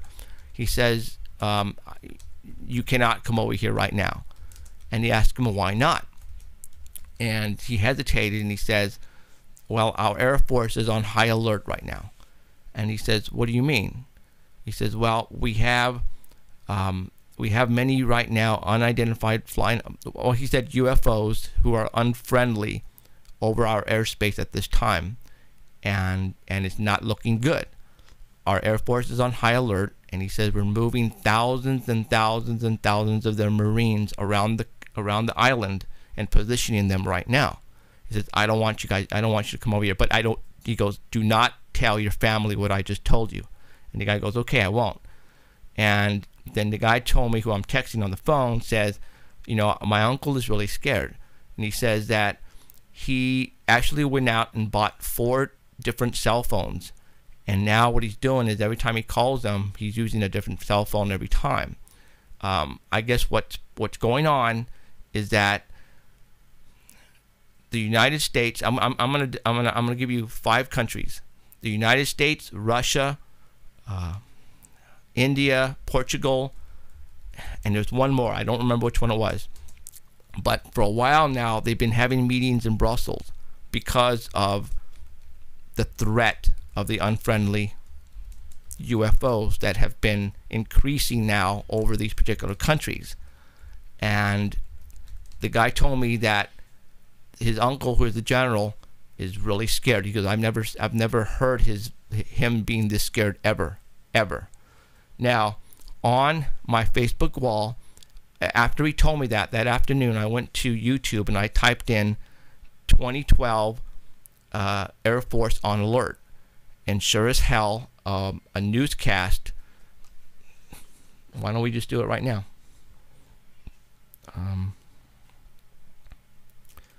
Something is going to happen here pretty soon, you guys. And I don't know what it is. And we're going to talk about that right now. It's not looking good, and I'm not trying to scare everybody to death either.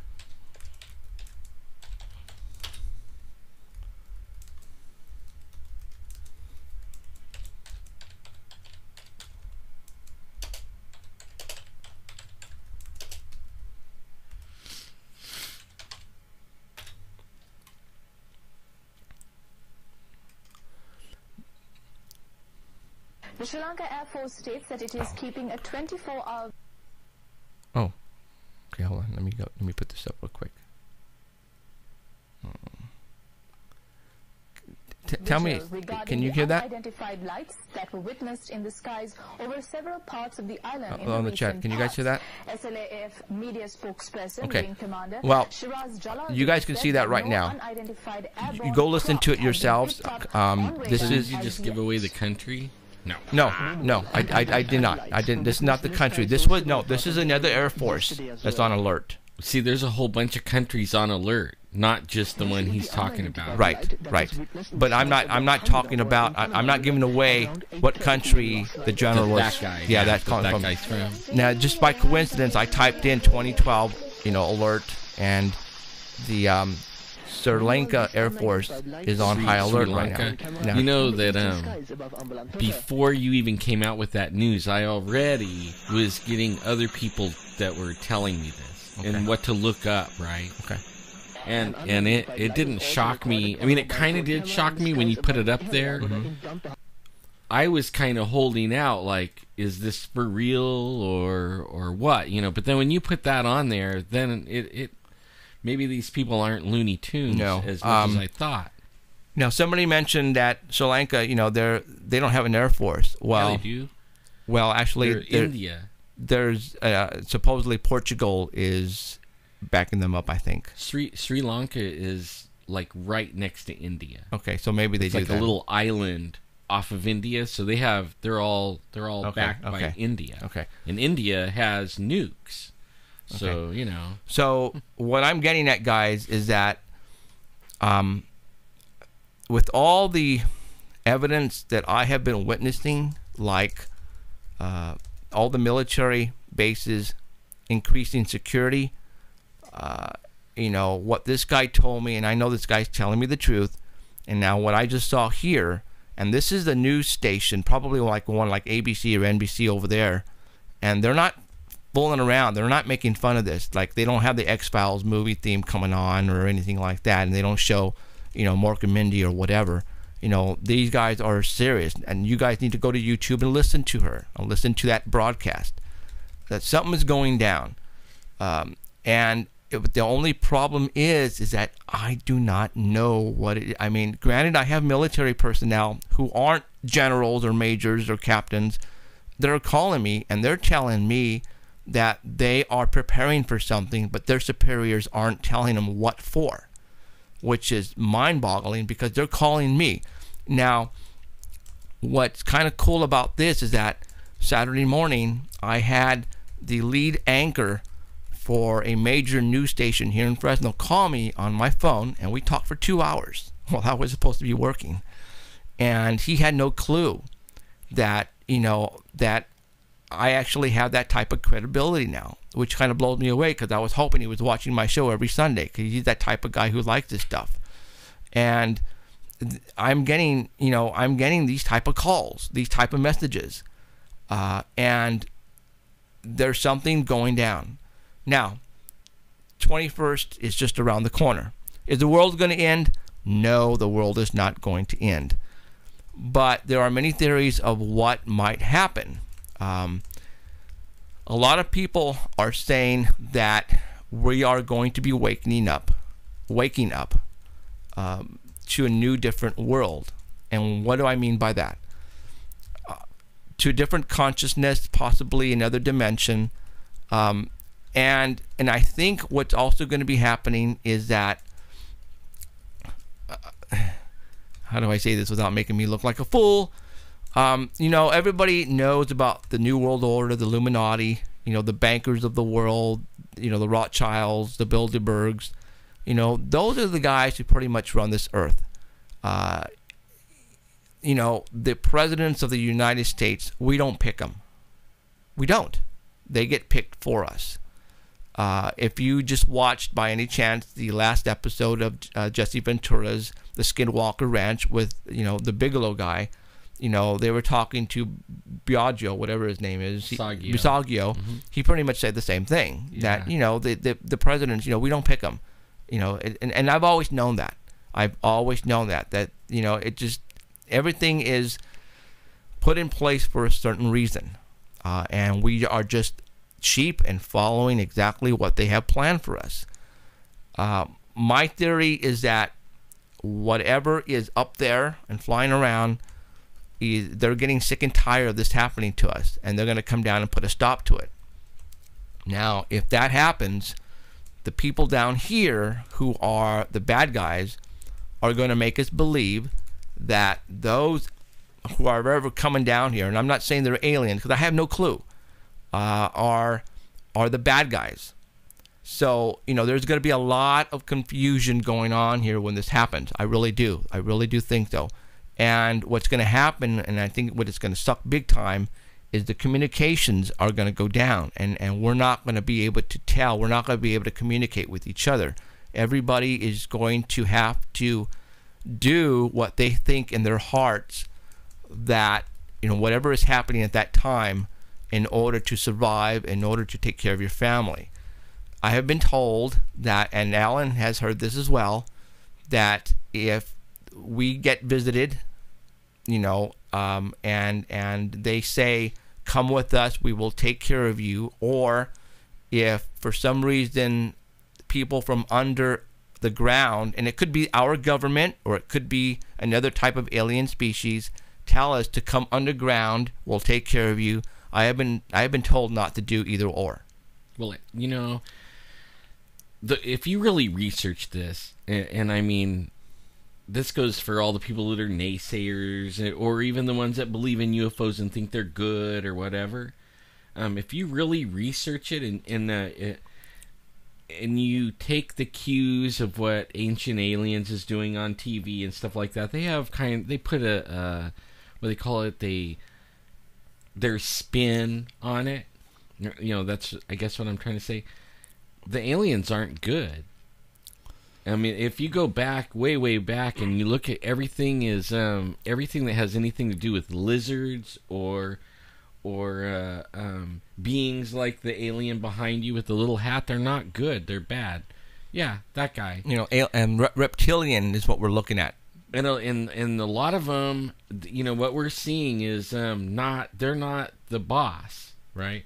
The boss is if you read Gilgamesh or the Book of Enoch, these guys, these fallen angels, they're the boss angels, and they are these things are their army, okay? And they can come in like little UFOs and stuff like that. Now, when you die, like I did, and then you get to meet the other army, okay? The light. Now, that's the hard part, is these bad army could have these, high up. It's going to be hard to describe, but they're light beings, okay? They're interdimensional. But they're stuck here. They can't leave here. They're not zooming into space, and they're staying right here, really. They're stuck here.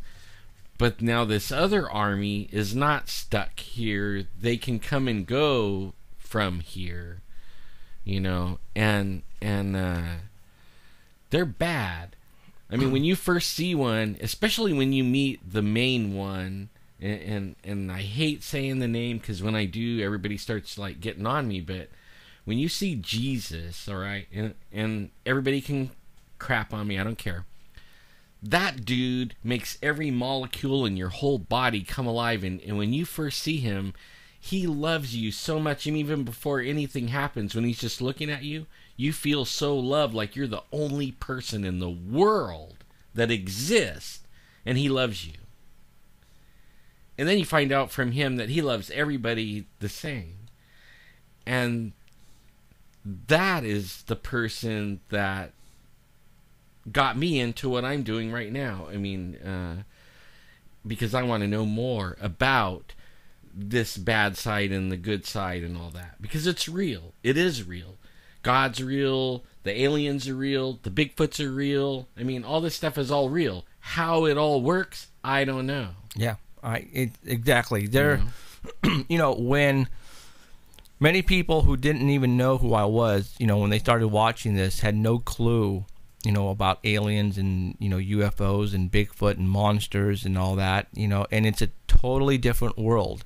It just doesn't make sense. And it doesn't. It still doesn't make sense to me to this day. I mean, when you watch shows like Ancient Aliens, with all of these structures that they find, and they show you even the ones underneath the ocean, the pyramids, the stones, how in the heck were these things made?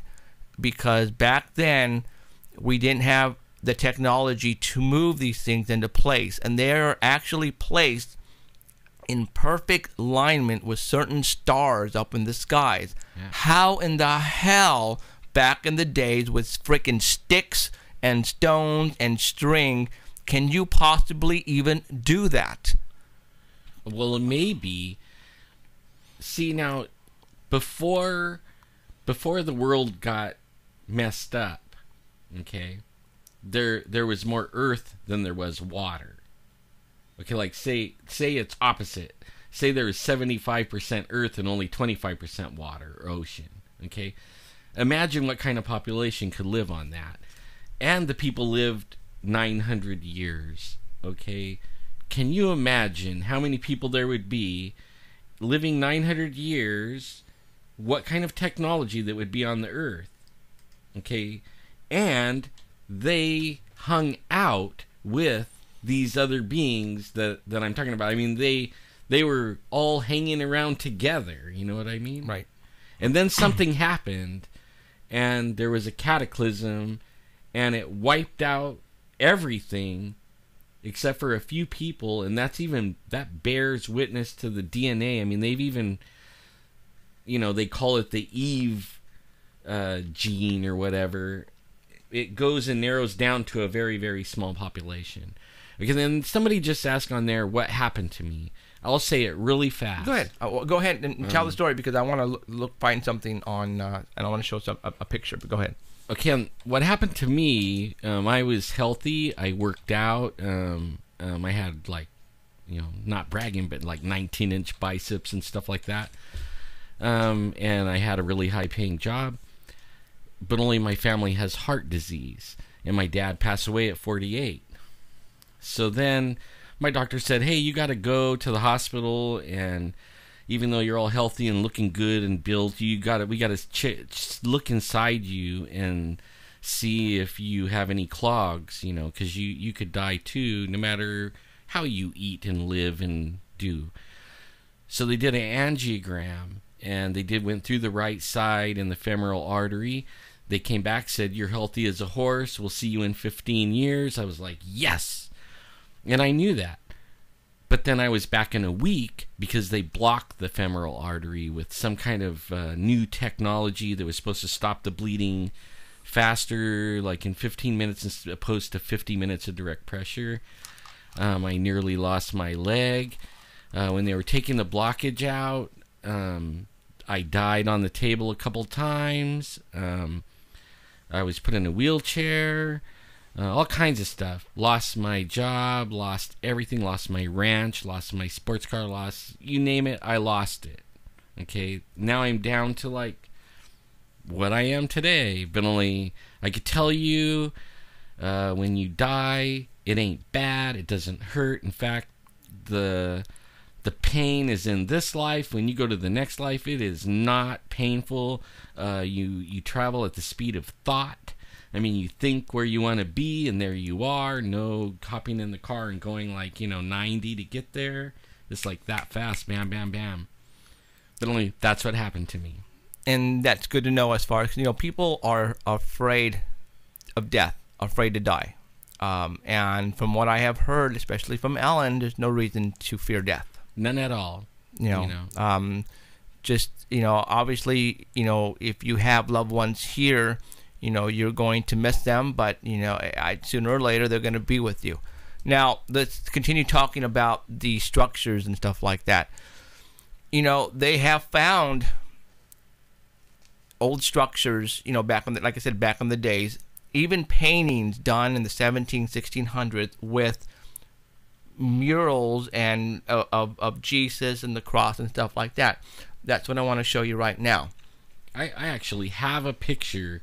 If you go on my Facebook and on my timeline and go into the notes, I have a picture of Jesus on there that this little girl painted it. She said that Jesus would come and he would sit and they would talk and sing and stuff like that.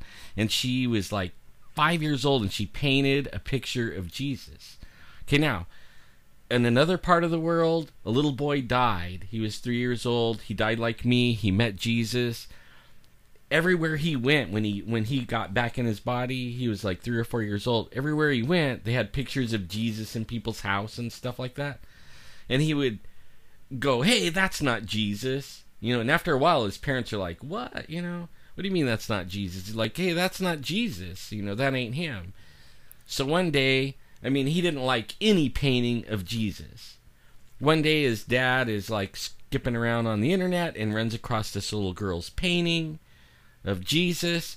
He's like, freezes it on his monitor, goes over and grabs his kid. His kid comes in and stopped in his tracks like, what the heck?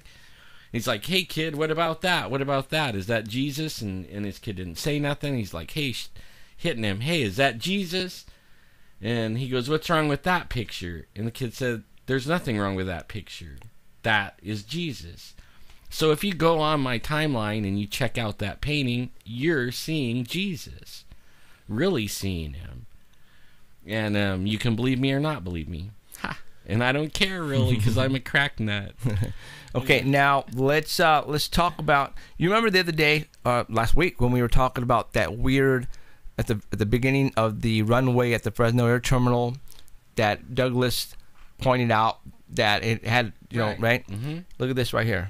To me, at first, this is what it sort of kind of hit me at. Is that one right there?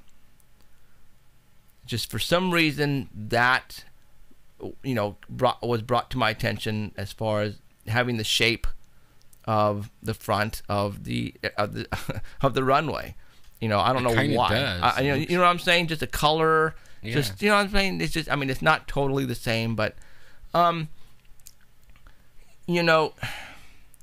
if somebody painted a.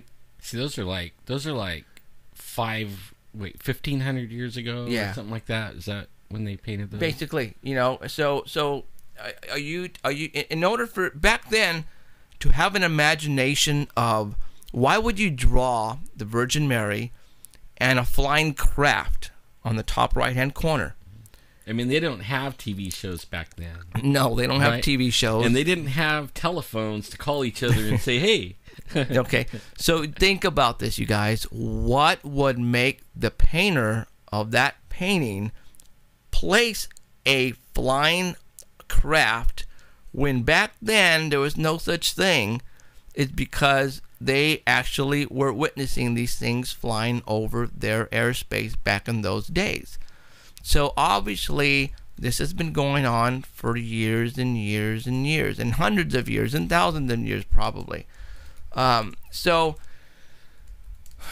like I said last week, I believe there is a God.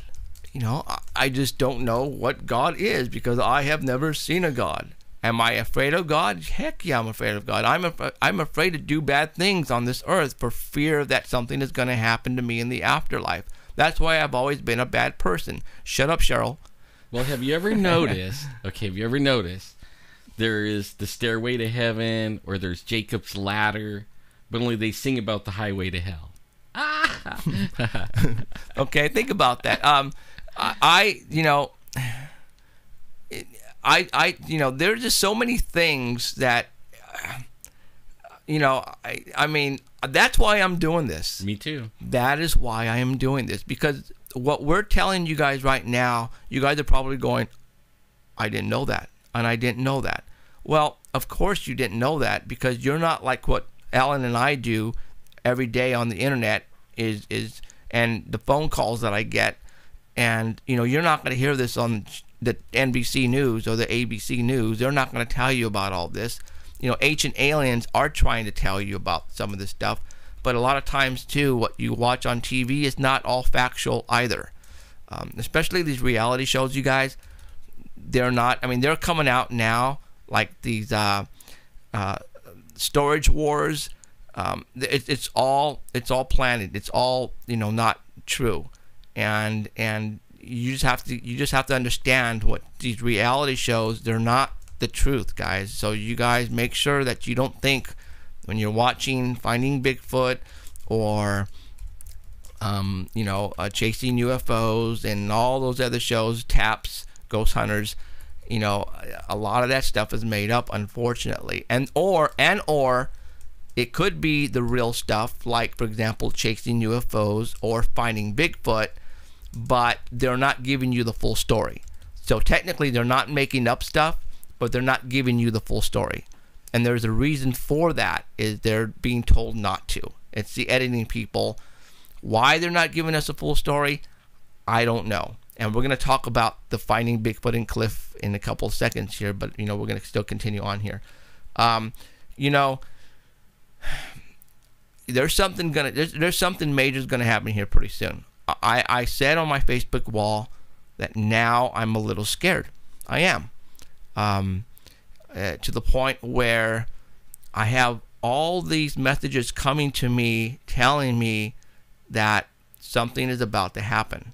And I am witnessing preparation by governments around the world and hints that are giving to us that maybe you guys aren't catching, but I am. And I'm giving you guys those hints here.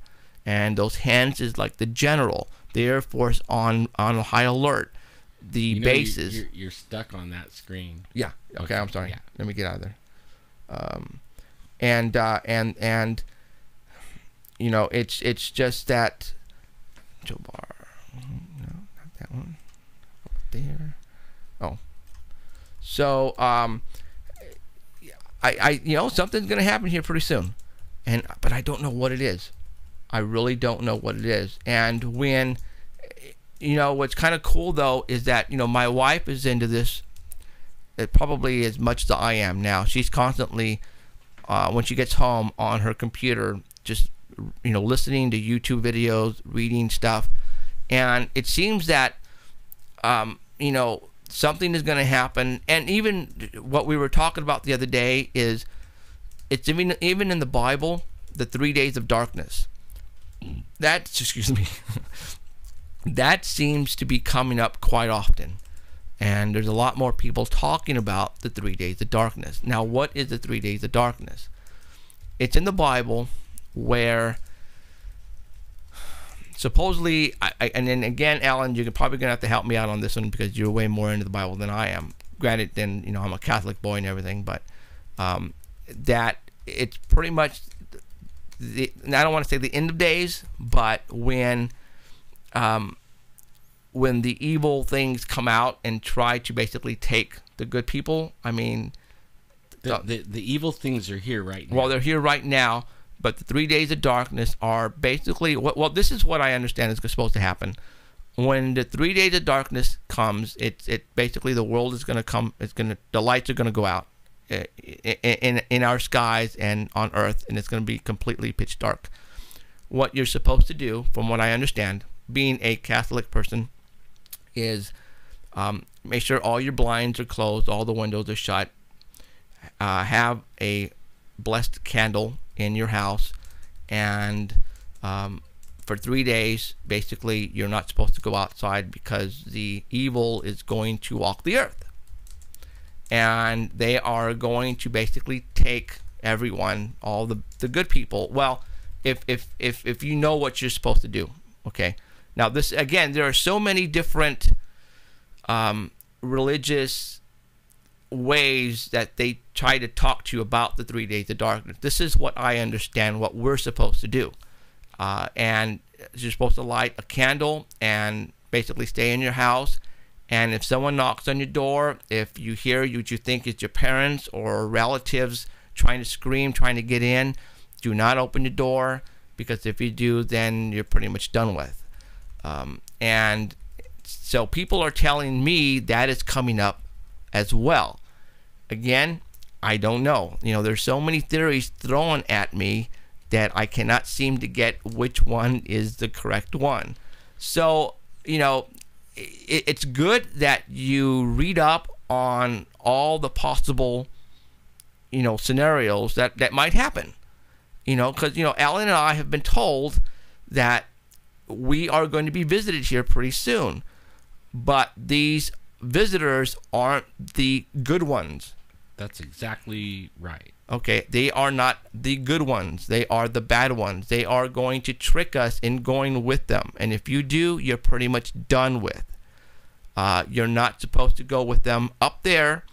Or if for some reason, other type of, and I don't know what they could be. It could be our government. It could be other aliens living under us. If they come out and say, come with us, we will take care of you, you're not supposed to go underground either. So, make a sandwich, no? So, okay, at that point in time, That's a good one, Junkie. yeah, at that point in time, what the hell are you supposed to do? Now, let's just an example that I throw at you, and I think my wife is scared for this reason. You guys have to understand how big the Earth is. The Earth is huge. Let's say we get invaded by aliens. Okay, there cannot be enough aliens to be placed all around this Earth to try to, to capture every single person. There's no way. There are billions and billions and billions of people.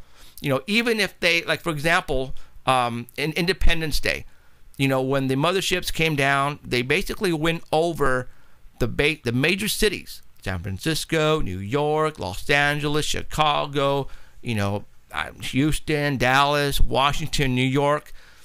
And you have to understand, those ships that were there are probably maybe, 10 miles long. But you have to understand that there's no way there could be 1,000 or 1,000,000 of those motherships coming down to Earth. I can't see that. What I'm saying? That's just way too many ships. Where would they be coming from? You know what I'm saying? So, at that point in time, people are tripping out. Like, what am I supposed to do? Well, it's time to go hide. What if, okay, now, like, remember that picture you just showed with that one mothership? Okay, now, that was what, like 2 miles wide, 5 miles wide, 8 miles wide, something like that? What if there was, like, 1,000 of those coming? It still wouldn't cover this Earth. No, but only, what if they have the capability to come, like we've done abduction shows already, like how many? And what if they already have the ability where you really don't run, they program you through your mind, like they abduct people and then they wake up and they're like, okay, something happened. Now, now there is a movie that was last year. It was called Skyline, I believe. Can you guys on chat? Can you guys back me up on that? The name Skyline. This is where the ships came down at nighttime and basically turned on a light, and if the people looked at this light, they were pretty much programmed, and that's it. They sucked them up to the ships, and that was the end of you. So that could happen too. But again, we don't know. There are so many scenarios, so many theories out there. I don't know. I have been preparing for as many scenarios that I can. Because, I know there are bad aliens. Now, are there good aliens? I don't know. I know there's bad governments. Can the bad governments be working with the bad aliens? Absolutely. Okay, I'm going to put a link, to Jesus real quick here for everyone. Okay. So, you know, and you know, what I'm trying to do here is when I get the most awesome, if this is the word, awesomest, the most credible evidence or information that I can give you that is telling you, wow, something is going to go down. Like, for example, this general that, you know, the information that I got, then something is about to happen here pretty soon. And I don't know how far in advance, you know, this is all going to happen. I don't know. Something now, Sean Odell, I believe his last name. This guy is a friend on my Facebook wall. This guy is good. He's always posts stuff on my wall that just blows your mind. Tomorrow, the 17th, is supposedly one of our alignments that is supposed to happen with all the major planets are going to line up. And I mean almost straight. When this happens, I guarantee you tomorrow, we're probably going to get hit hard with a couple of earthquakes. What NASA is doing tomorrow, too, which is out of the ordinary, is they are crashing 2 satellites to the moon tomorrow. And which doesn't make any sense. For reals. Wow. They are crashing 2 satellites towards the moon. Why would they want to do something like that? Maybe they're going to take out an alien base. I don't know. You know, like they're not telling us right, why. Right. You know, maybe there's some nukes on this frickin' satellites that we don't know about, and they're going to go and blow up something, like you just said, on the moon. And why would they be around the moon anyways? Have they been there the whole time? You know, and now they're just going to crash them? And again, you guys, go to my Facebook wall, and Sean posted all this information on there, and it is. Now, have you heard anything on the news about NASA doing something like this? No. Now, there's got to be a reason that they're crashing these satellites the same day that all the planets are supposed to align.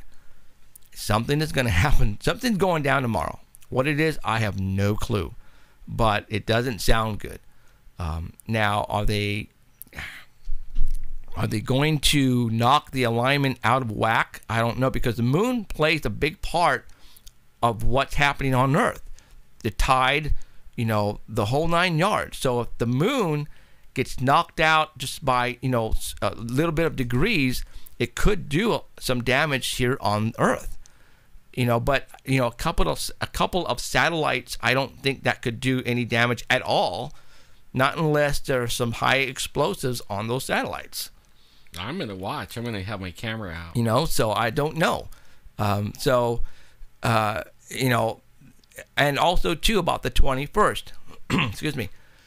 They say that whatever is supposed to happen is really not going to happen on the 21st. It's going to happen on the 22nd. Okay, that's what you know, I've been reading. So is Cheryl has been reading that what's really going to happen is on the 22nd.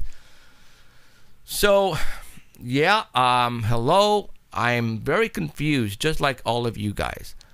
But what you guys saw today on the screen of those, and I'm going to say it, those were flying frickin' saucers. Okay, they were flying frickin' saucers. Now, my next question is, are they ours? You know, let's just say, for example... You should show that one. I think I got it right there, and it's the little slow-mo movie clip on the screen. What are you talking about? On chat?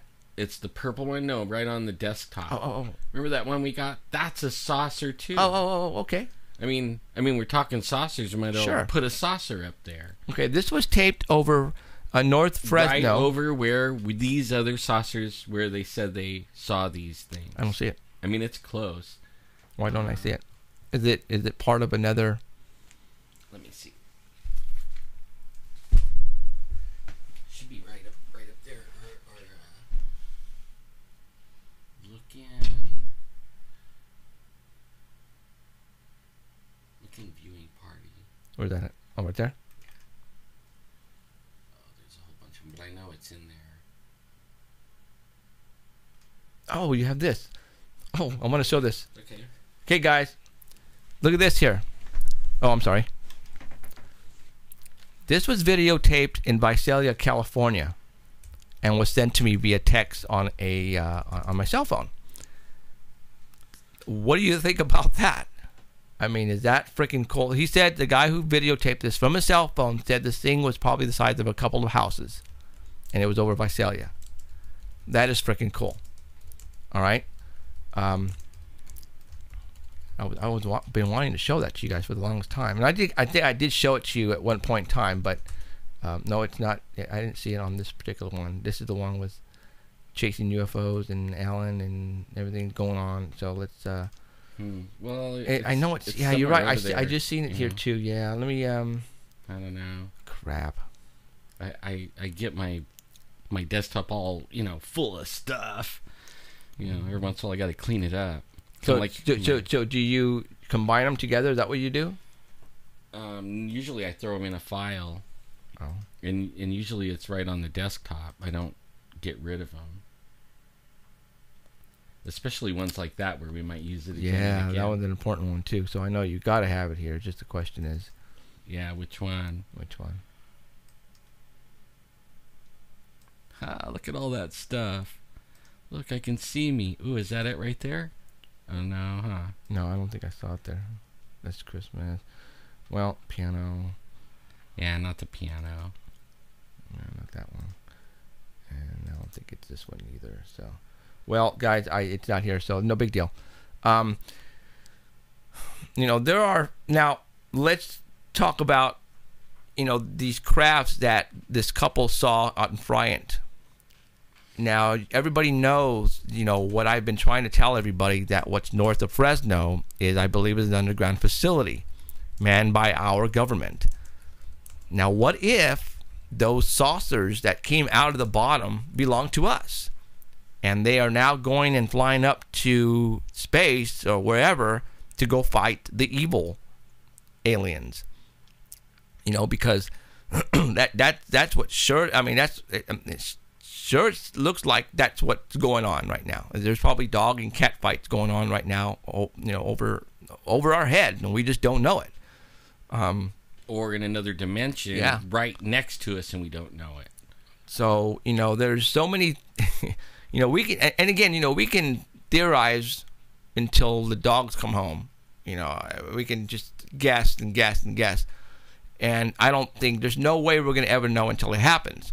But what I'm trying to do is I'm trying to give you the information that's coming to me. I am just going and I'm just giving it to you guys. And at that point in time, you guys can take the information that I give you and you guys can do whatever you want with it. If it tells you that, boy, this is really something and something might be going down, then maybe you need to prepare for something. I've been trying to tell people to prepare for the past year and a half now.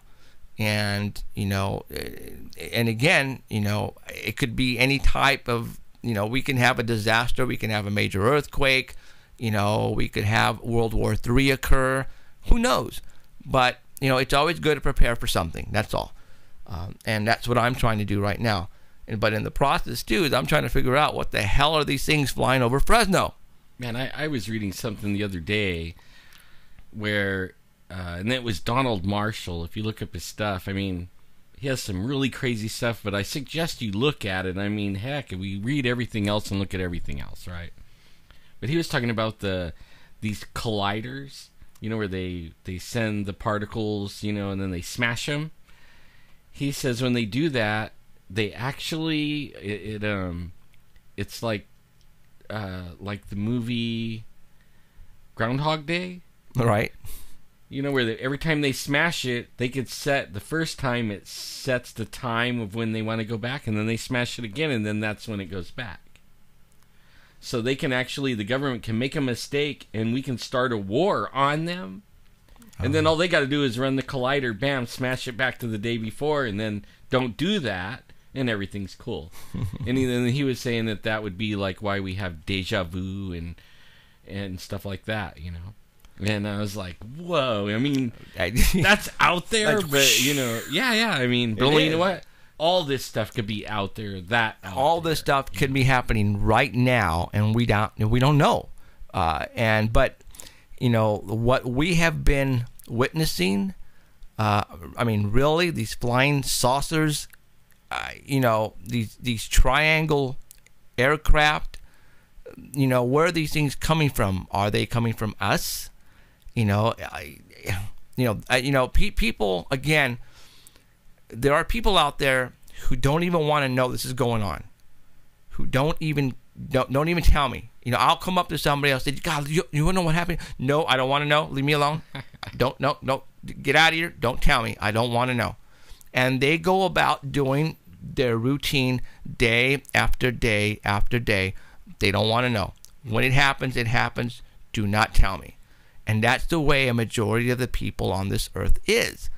The people like you guys out there are like me. We're intrigued.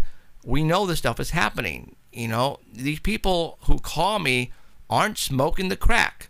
Well, maybe a little bit, but they're not. I'm sorry, because these people are married with children, have credible jobs, and they don't want to see these things. A lot of people do want to see these things, but never get to. And all of a sudden, what is that? And it scares them. It scares them so much that they have to get on the internet and find someone to tell. And guess what? They're calling me. I was telling Ellen, like I said, 10, 15 minutes before we started the show, I got a call from Connecticut.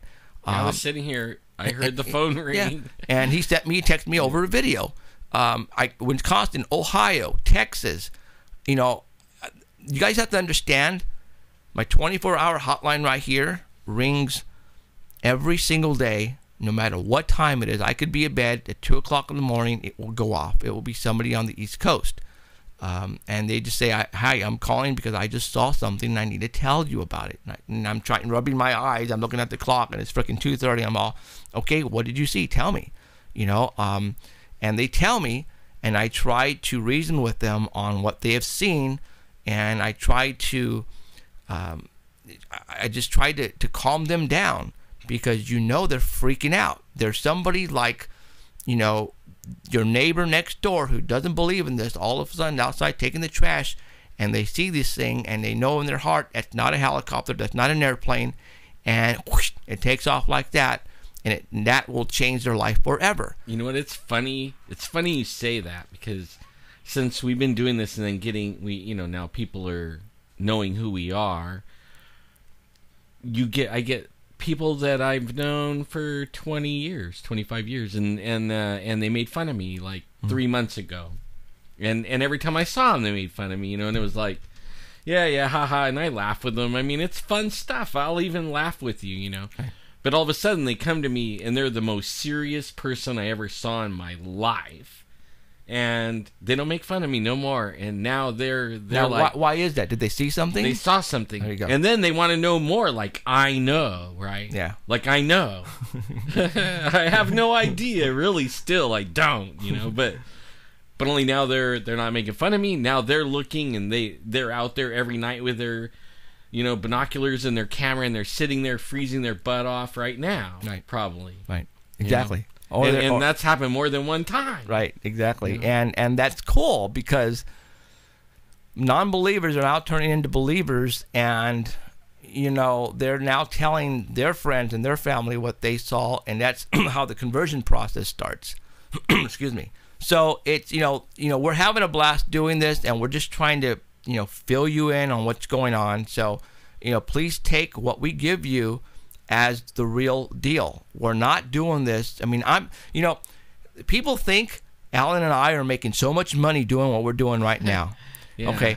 I am not making a cent doing what I'm doing. All this stuff you see behind me, I have purchased because I have worked overtime at my job, and I have tried to give you guys the best show possible. And that's what we're doing. If something turns around later on in the future and allows us to make some money on this and do this, man, that's awesome. But right now, I am not making a single penny. You wouldn't believe how much money I have spent on what you see right now on the screen. It's a lot of overtime hours that I'm putting in to give you the best show I can. And people are now, and people are looking at what we're doing, and they're like going, whoa, and they're loving what we're doing, because we're providing something new that has never been done before, and it's getting back to us. And now, like I said, we have important people watching us. As a matter of fact, the radio station KMJ here in Fresno. They told me they want me to come into the studio a couple days after Christmas, and they want to talk to me on the air. And I don't know how much time they're going to give me, but they said, we want to talk about the Sanger Paranormal Society and what you're doing. So you're going to be hearing me on KMJ probably like at between 1 and 3 o'clock on, I think, Thursday after Christmas.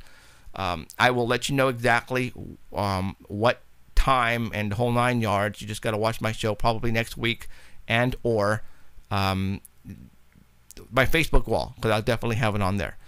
So that's cool. Also, too, like I said, we have a European production company coming down to film a UFO show here in Fresno, and Alan and I are going to be a major part of that, and that's going to be happening like the second week of January. So we're really excited on that too. And last week we actually hit a milestone, for those who don't know, and I posted on my Facebook wall, but we have cleared 500,000 viewer minutes as far as people watching the show, and that is totally freaking awesome if you really think about it. I've been doing this now for about 1.5 years, but I would never thought in my wildest dreams over 500,000 viewer minutes of people would have take the time to watch the show, and that is very, very cool.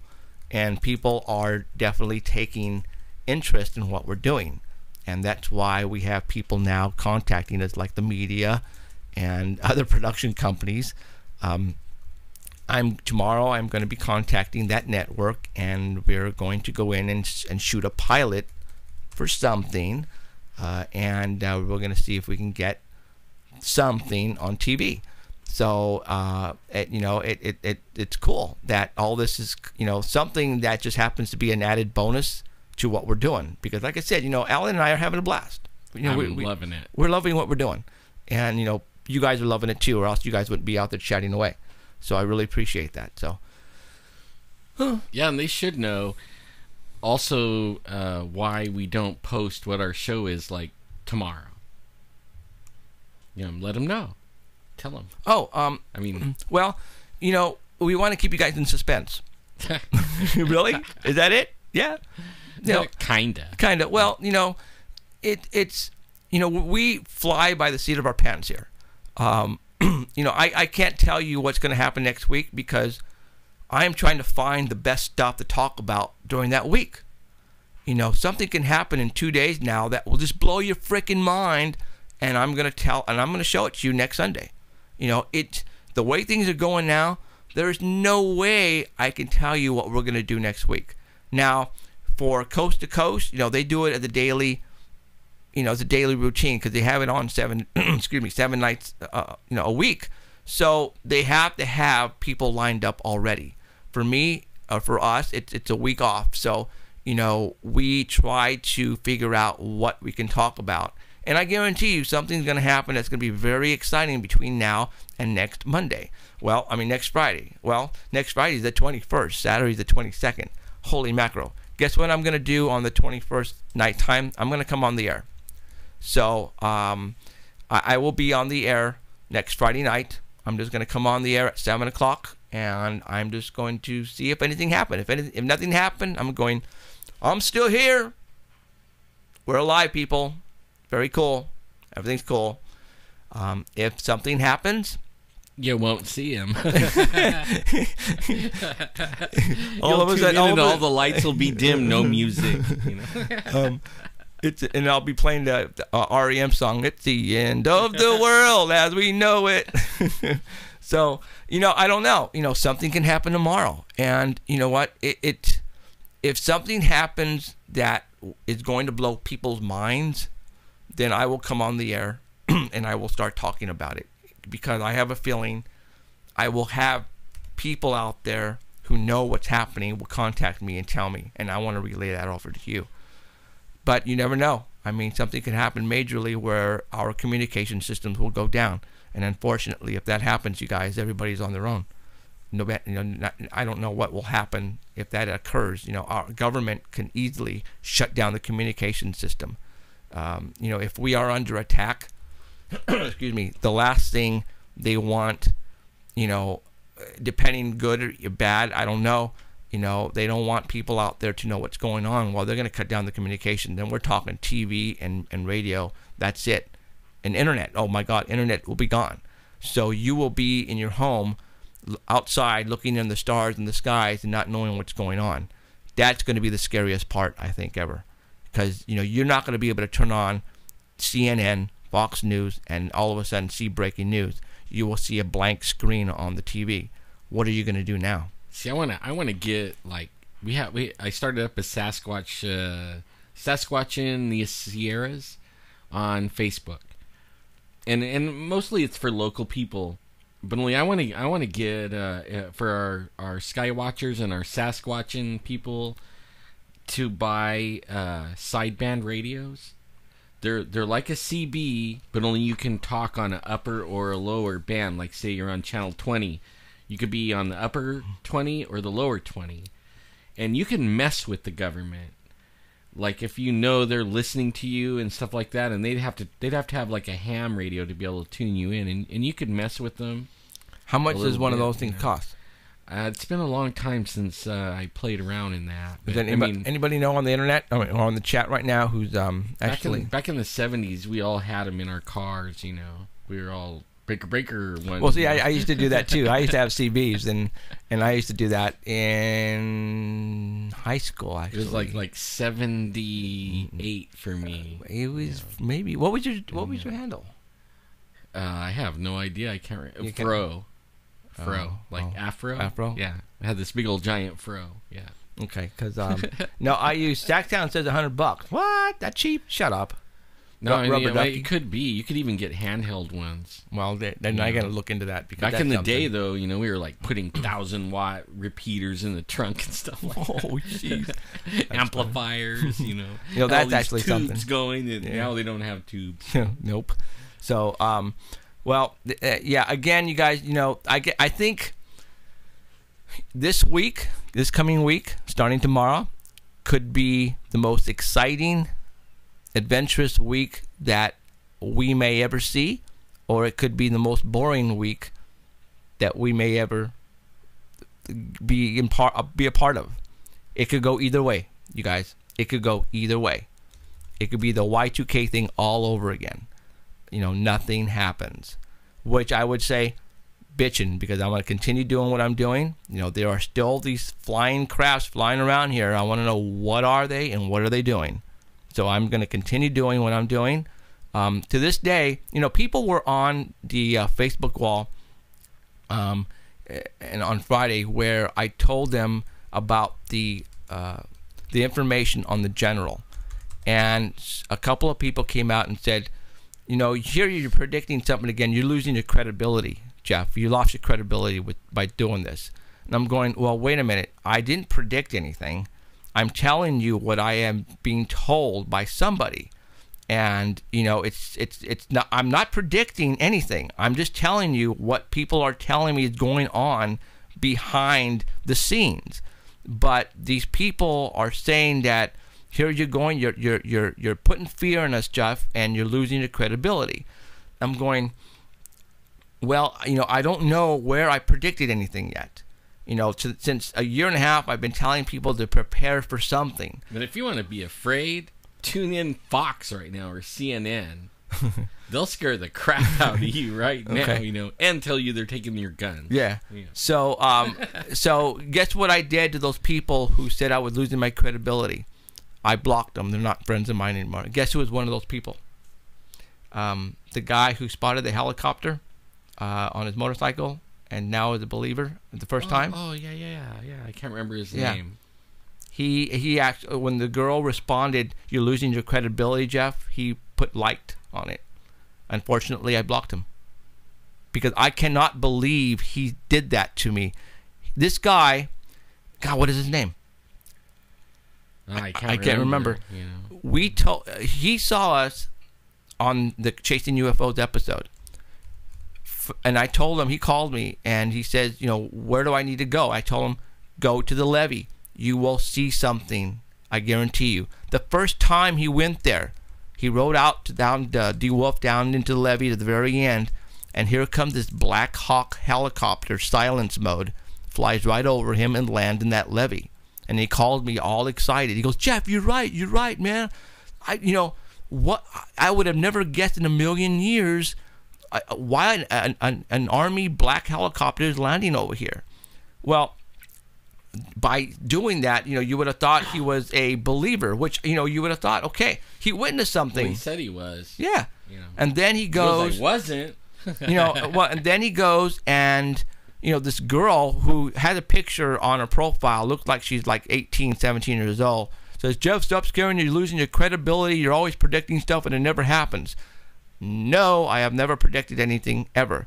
And this guy posted and he liked it. Well, guess what? I blocked 3 people right there.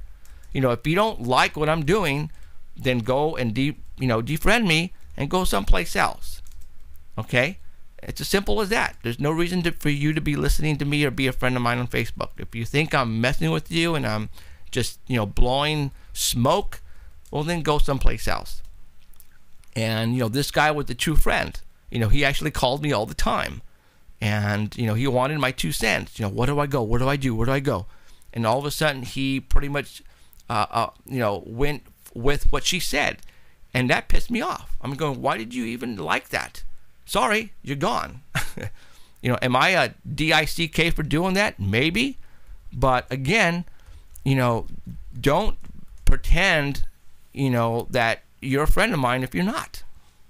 Okay? Really quick, let's talk about finding Bigfoot. I found him. Well, apparently we did find him. Yeah, we did. We did find Bigfoot. And according to Finding Bigfoot, the show, they're pissed off. Danny was just talking about that. He's like 6 guys in a tent, What do you mean? in a weekend, and we found Bigfoot. Oh, yeah, Danny was one of them. 6 guys in a tent, yep. Yeah, and then that weekend, Danny didn't run over anybody, so it's okay. Yeah.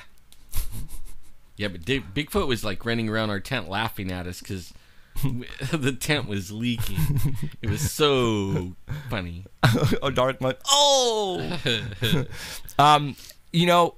We'll go ahead and talk about Cliff for a little bit. Sure, on the response. Go ahead. You talk to him about, his blog that he does and all that. Well, I was a little bit disappointed in the blog, and he pretty much basically said it's a bear, and it's kind of like blowing us off a little bit. That's after when we did the show, when we did the interview, he didn't even hardly see any pictures yet, just a few of what I showed him. But only he was saying this chain of events that happened, okay? The chain of events would pretty much rule out a bear. Firstly, it was a weekend when it was snowing and the bears are just coming out of hibernation, and there was ice chests in the back of the truck. They would have taken advantage of that because they're looking for food for sure. And then he told me that the trees in the road, that's not an uncommon thing. A lot of people don't know that, but only the people that actually look for Bigfoot, they find that Bigfoot puts blockades in the road. No matter how silly they are even, like really light. But hey, he said the chain of events pretty much said it was probably a Bigfoot. But then whenever they went on TV, it was a bear. The only thing he did do that I'll give him credit for was say that the area where we got where the windows were at when they got smeared was a hot spot for over 10 years. Something that really tripped me out was when they interviewed David, and they're talking about this hot spot that David's in. And when you see David on the Finding Bigfoot, he is they're interviewing him in the spot where the windows were. I mean, the hot spot they're talking about where David sees all the Bigfoots, that's where we got the windows. I mean, but they didn't tie that together on the show, and they probably should have, I think.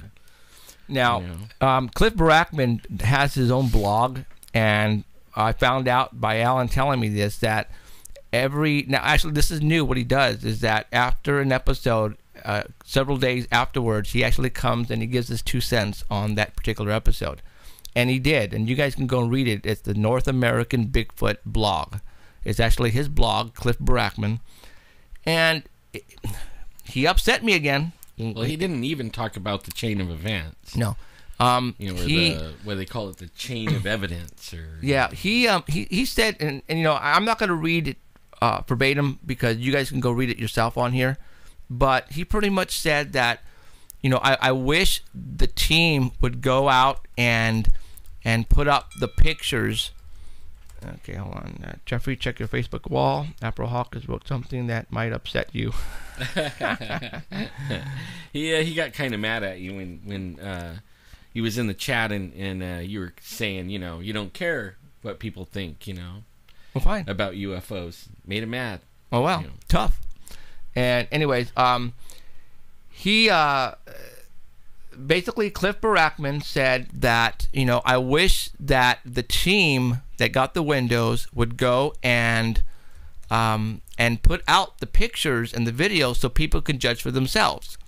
And I'm going, wait a minute. That has been out in the internet world since this happened a year and a half ago. Yeah. So why would Cliff Barackman say that?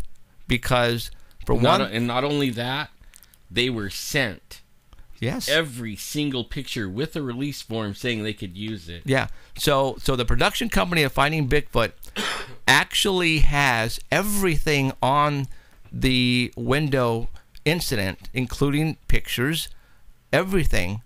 And Cliff Barackman pretty much said on his blog, why doesn't the team go out and, you know, put out these pictures so other people can scrutinize? That's what he said, scrutinize them. And I'm all, well, wait a minute.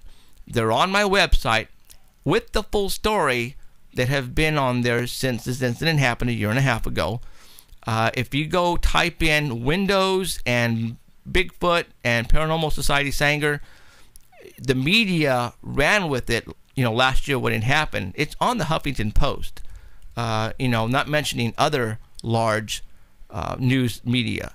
So, you know, for him to say that, like he didn't know or he didn't know the whole story, bullcrap. Okay, to this day, he even says it's a bear. And he even said that on his blog, it's a bear. Well, the last time I checked, bears didn't have knuckles. So Alan and I are trying to figure out why would he say that. Well, maybe we're thinking that he was told to say that. He was told to say that. Why? It's because we found Bigfoot. You know, we found Bigfoot. You know, if you, you know, that, it's like this, you know, it's a hit show, and, you know, for them to come out and say that this team in Fresno, California has the image of a Bigfoot creature on his window, on their window, plus possible DNA, you know what that would do to us over them? You know, you know, we would be just, because you have to understand, millions and millions and millions of people watch this show. So there's no way that they're going to give us credit for something like that unless they're part of it. Which, you know what? Okay, I can understand that. But that, unfortunately, that's the way Cliff Barackman went with this story. He basically said it was a bear, and those were paw marks. So, you know, if and when this incident happens with us and we get this thing on TV network, I am going to do a whole episode, well, not an episode, but, okay, an episode, but it's not a reality show, people, I'm telling you that right now, of the windows.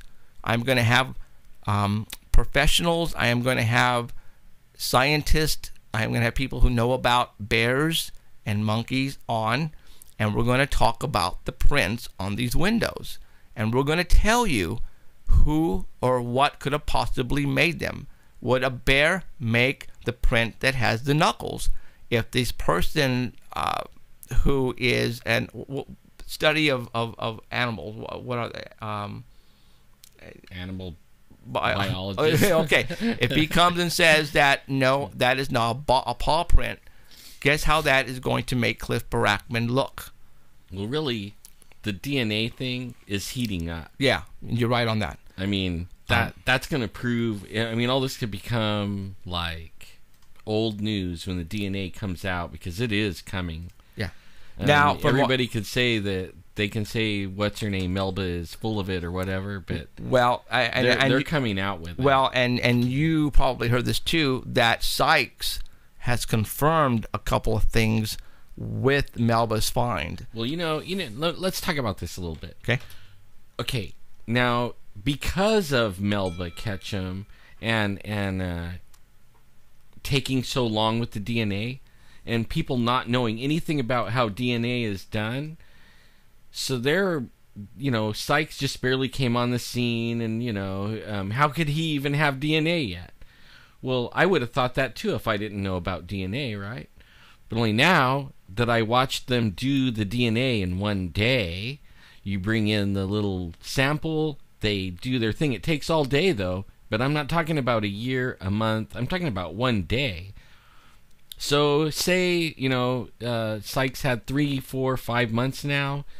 He could have ran, 60, 80, 100 samples already, and that way he could confirm what she says. And the only reason she had all her results way back when, the only reason she's holding out is because she wanted to be peer-reviewed. And no scientist wants to say there's a Bigfoot. He'd have to be paid a lot of money to get that. I mean, and that's my 2 cents on the DNA. And it is coming out. You guys are going to, open the news one day, and it won't be somebody shooting somebody like what they're saying on somebody just shot up a mall or a movie theater. But only you're going to turn it on, and they're going to be actually debating the DNA on the news. And it isn't long, I'm telling you. It isn't long. And Bigfoot's going to be real. And then we're going to be doing tours. You can, be like $500 a person. We'll take you over here. No, just kidding. Okay. Somebody just posted something on my Facebook. Well, this Apro guy did. Okay, and he got upset. Well, you know what? He said I was telling everybody something's going to happen on the 21st. No, you didn't even say a date. That's what he just said. He said something is going to happen on the. I just said something was going to happen. I said okay. He posted. He said. She said that. He said. He said that I just said about an hour ago that something was going to happen on the 21st, and I'm going. What did I say was going to happen? I said there's many theories of possibilities of things that are supposed to happen. But I didn't give him a specific thing that, oh my God, the aliens are going to attack. Run for your lives. I never said that. Okay, so he basically went on and then pretty much cussed me out. So I just deleted him and I blocked him. So no hard feelings, there. So you never did say. In fact, you're just sharing what someone shared with you. That a government, a military official is telling me or telling somebody, and they're telling me that their Air Force is on high alert. Yeah. Well, that should make us all stop a second and go, what? Exactly. Right. Exactly. Somebody posted on my Facebook wall that 42 minutes ago there was a theater shooting at the Mayan Theater in San Antonio. Mayan? Yeah. Whoa. That's like weird. Is it Apro? What's that? No. This is something totally different. This got a funny name, but he goes by Tijuana Jones. Really? Yeah. Let's go to screen, and let's go to the San Antonio Police Department investigating a shooting at the Mayan movie theater. Shooting of a local movie theater located in the 1900 block of the Southwest Military Drive at 9:20 p.m. today. Ding! You should delete her stupid ass. I did. So somebody just said that to me. You should delete. I did. She's gone, or he's gone, or it's gone, whatever it is. But there you go. You know what? And this is what sucks about the Mayan thing. People are going to want to be involved with this, and I mean, this person, could be very well, somebody on medication, just like I wanted to say something about, the incident that happened in Sandy, Newtown, You know, that when I read that and it came over the wire on my phone, my stomach just about fell out of me. And when I heard possible 20 kids, 20 babies were killed, the first thing I thought about was my son. And I just, okay, I don't even want to talk about it. Oh man, that Facebook has been flying with that stuff. Oh my God. And you know, I saw that. Okay, now I saw that and I heard it on the news, and my wife turned it on like 20 minutes and I had enough, you know. And then I turned on Facebook and I see everybody talking about, oh, they're going to take our guns, oh, this and that. And you know, whoever does that kind of thing is mentally insane. Is actually something wrong with their head, and usually they give off clues that they are that unstable. But only our laws in the 80s, Reagan dismantled it, and he made it where if you're an adult, you can make your own decision, and we can't do anything about it. Okay, and I'm speaking. I can't say names, right? But only I've dealt with some people that are unstable, and they do things that are not in their best interest, okay? And they have no idea what they're doing, because really they're like a 5 or 6 year old and they should be supervised. But only they're not 5, they're adult and they're voting age, and they can do whatever they want. And that's wrong. That's the kind of people that grab a gun and go off and shoot people, and everyone is powerless to do anything about it. And I'm not saying, we need to make more laws or whatever. I'm just saying, what happened to the common sense in the whole world? You know what I mean? And then like the schools, we have security at the banks, we have security at the mall, we have security everywhere. But where our most precious thing, the things that we really care about the most, is our kids, we don't have nothing. A little buzzer. I don't know. In my school, we had a cop named Big John. And I think maybe they should put school cops, the unified school district should have a few cops. That's when I posted my first post.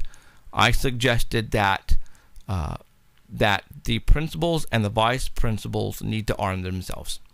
Well, we need cops. They have truant officers. Just make the truant officers the cops. And I'm not saying a military state and all that. I'm just saying that to keep an idiot, I'm not even saying an idiot. I'm saying somebody that's mentally unstable from grabbing a gun that a responsible person should have had in a safe with gun locks or something on it and didn't, goes off and kills your kids. I'm just saying, where's the common sense? Where?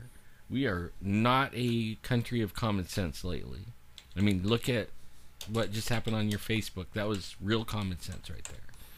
Yeah, I'm reading. I'm reading on here that and I'll read what he or she said. I don't know who it is, to be honest with you. So, it's F this, F this, F this. So basically, if that person's if that person disagrees with me, then. So in other words, this person disagreed with what those crafts. Basically, I guess a person was saying that it was photoshopped. Okay, and that person didn't believe those were real. So by saying that, you're telling me that I am hoaxing this by putting it on the air to trick you guys onto believing those were real. That's what you're basically telling me, that I'm a liar. And I basically said, if you're saying those are Photoshop and I'm doing this just, for kicks, then yes, I'm telling you to piss off. Because don't you dare tell me that I'm lying and I'm pulling a hoax on you guys, because I'm not. I will never do that in a million years on this show. But you're telling everybody that this is hoaxed. How do you know that this is hoaxed? You know, obviously you're giving your opinion, but your opinion is wrong. And by actually saying that on the chat for everybody else to see, then no, that ain't going to happen. We had somebody else, his name was Leon. I'm going to go ahead and say it, out of Tulare. Is that right? Tulare, right? Yeah, Leon. He is part of a Bigfoot, well, actually, he's not. No, he's not. No. On a website called Ghost Theory, he, as I was trying to defend the windows and the stuff that I do, he actually came on and he says, I know this Jeffrey Gonzalez. I went to high school with him in Sanger, California. This guy, all through high school, was a joker. He was a hoaxer, and nobody ever believed him. He didn't have any friends.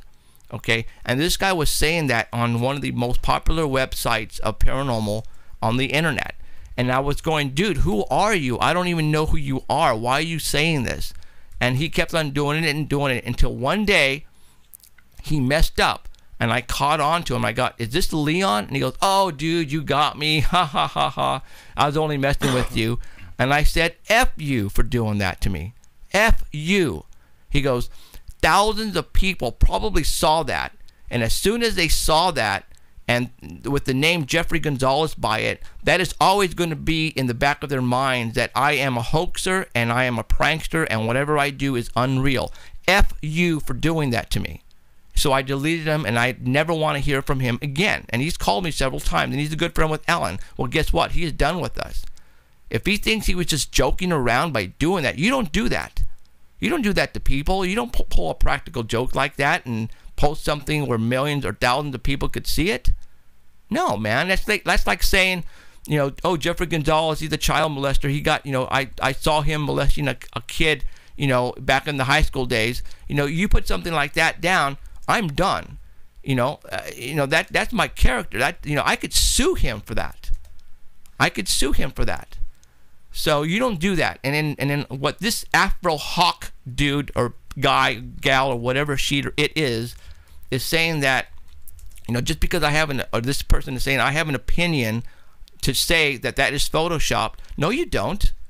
You don't have an opinion. This is my show. You don't come in here and say what you think it is. Sorry. It's as simple as that. If you don't like it, if you don't believe in it, don't watch it. But I am not going to put anything on here that I don't think is real. Sorry. Okay? And believe me, we get some that we know that aren't real. Is not real. If you think this is the two only people that have contacted me in the past 6 weeks, you're out of your freaking mind. You need to talk to my wife.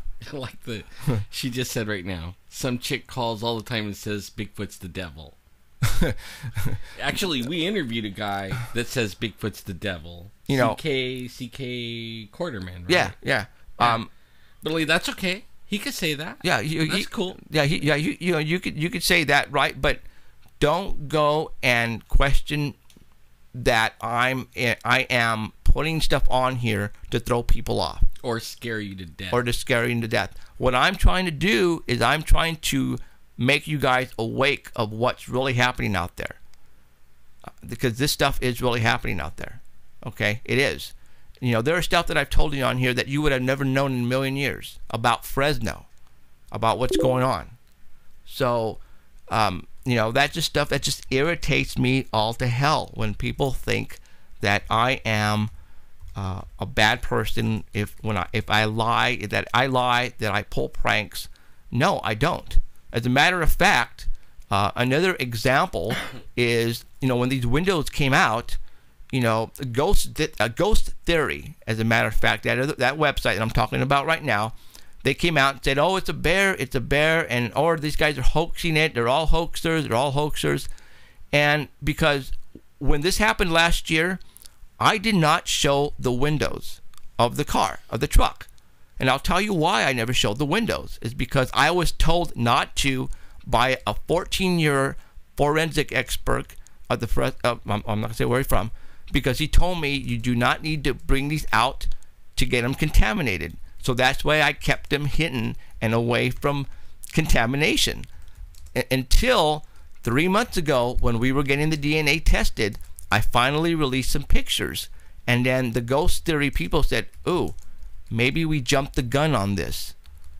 Really, guys? Of all those months that you guys were telling me I was a hoaxer, I didn't know what I was doing, we're just doing this just to make money, and all of a sudden, you know, I released the pictures, and all of a sudden they say, "Ooh, maybe we jumped the gun." And you know what? This is happening exactly to Melba Ketchum right now. Okay? You know, she is getting the riot act by everybody. What are you laughing at? I need to go on chat, don't I? I really need to go on chat. What do you guys, I mean. We're talking about killing stuff. Killing stuff? What? Why are you killing birds? Who, me killing birds? No, I did. I killed hundreds. Dude, I did too. When I was a kid, I had a pump BB gun in my backyard in Sanger, 3/4, and I'm probably gonna lose people for this, but oh well, this is what I did. I'm telling you the truth. Lizards and birds. I was a damn good shot with a BB gun, with a pump.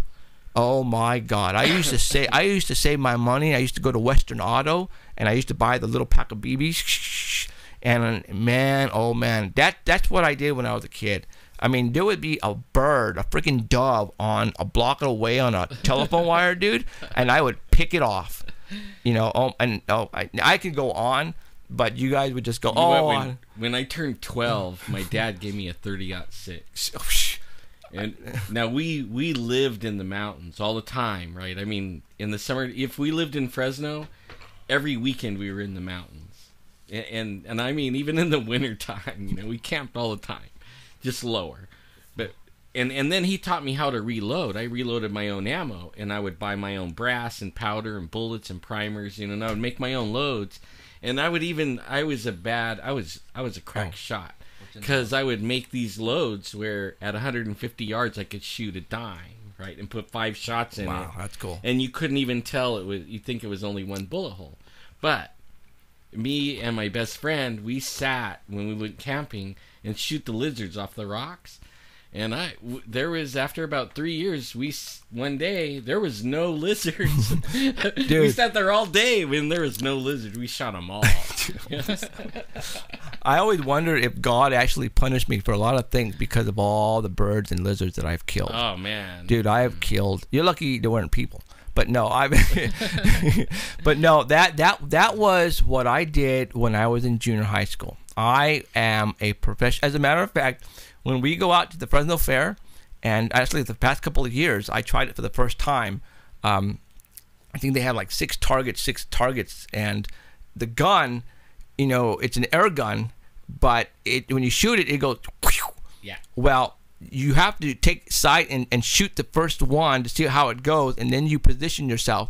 Well, I was winning, and you know, the guys were like, okay, I'll get this one, you know, and I got my son a couple of big, you know, the good sized ones, and they were like, all right, get out of here. Yeah, and they won't let you do it again. No, they won't let you do it again. They'll remember you. They do it to me too. So you know, that's one thing that goes for me, that, you know, you give me a rifle and I'm a pretty damn good shot, you know. As a matter of fact, I got to take out my 30-06 and practice, because that's one thing I haven't done yet. So, oh, hey, Austin, I'm waving to you both. Got to go to bed. Yeah, you should. Wait a minute, for school. Yeah, that's right. You have one more week left, huh? Wah, wah, wah. Sanger's school's already out, unfortunately, or fortunately for them. My sons are. I'm taking my son to my grandparents' house tomorrow morning. So yeah, you got one more week, and so does my wife. My wife is a school teacher here in Fresno, so she's bummed she has one more week to go. But hopefully this week is going to be a piece of cake for them. For me, no, I have no break. I still climb poles. I climb poles in the rain. I climb poles when it's 40, 50, 30 degrees outside. And that's what I do for a living. So for me, I lay around all day watching the internet and TV, wishing I could go out and climb poles and do all that. Yeah, poor Alan. But you know, hopefully we can get this going and, you know, make a little bit of money in that way. You know, we can all, you know, thrive on that. Yeah, so maybe. It would be fun. It would be fun and cool. So, all right. So, have I pissed enough people off out there? I see on my friends list how many people are gone. Oh, look, I got one friend who wanted to come into the picture. Let's see who it is. It's Akram from Akram from Florida. You want to be my friend? Are you sure you want to be my friend now? Okay. Boom. You are my friend. So I added one now to I don't know how many people have just left me. Let me go see.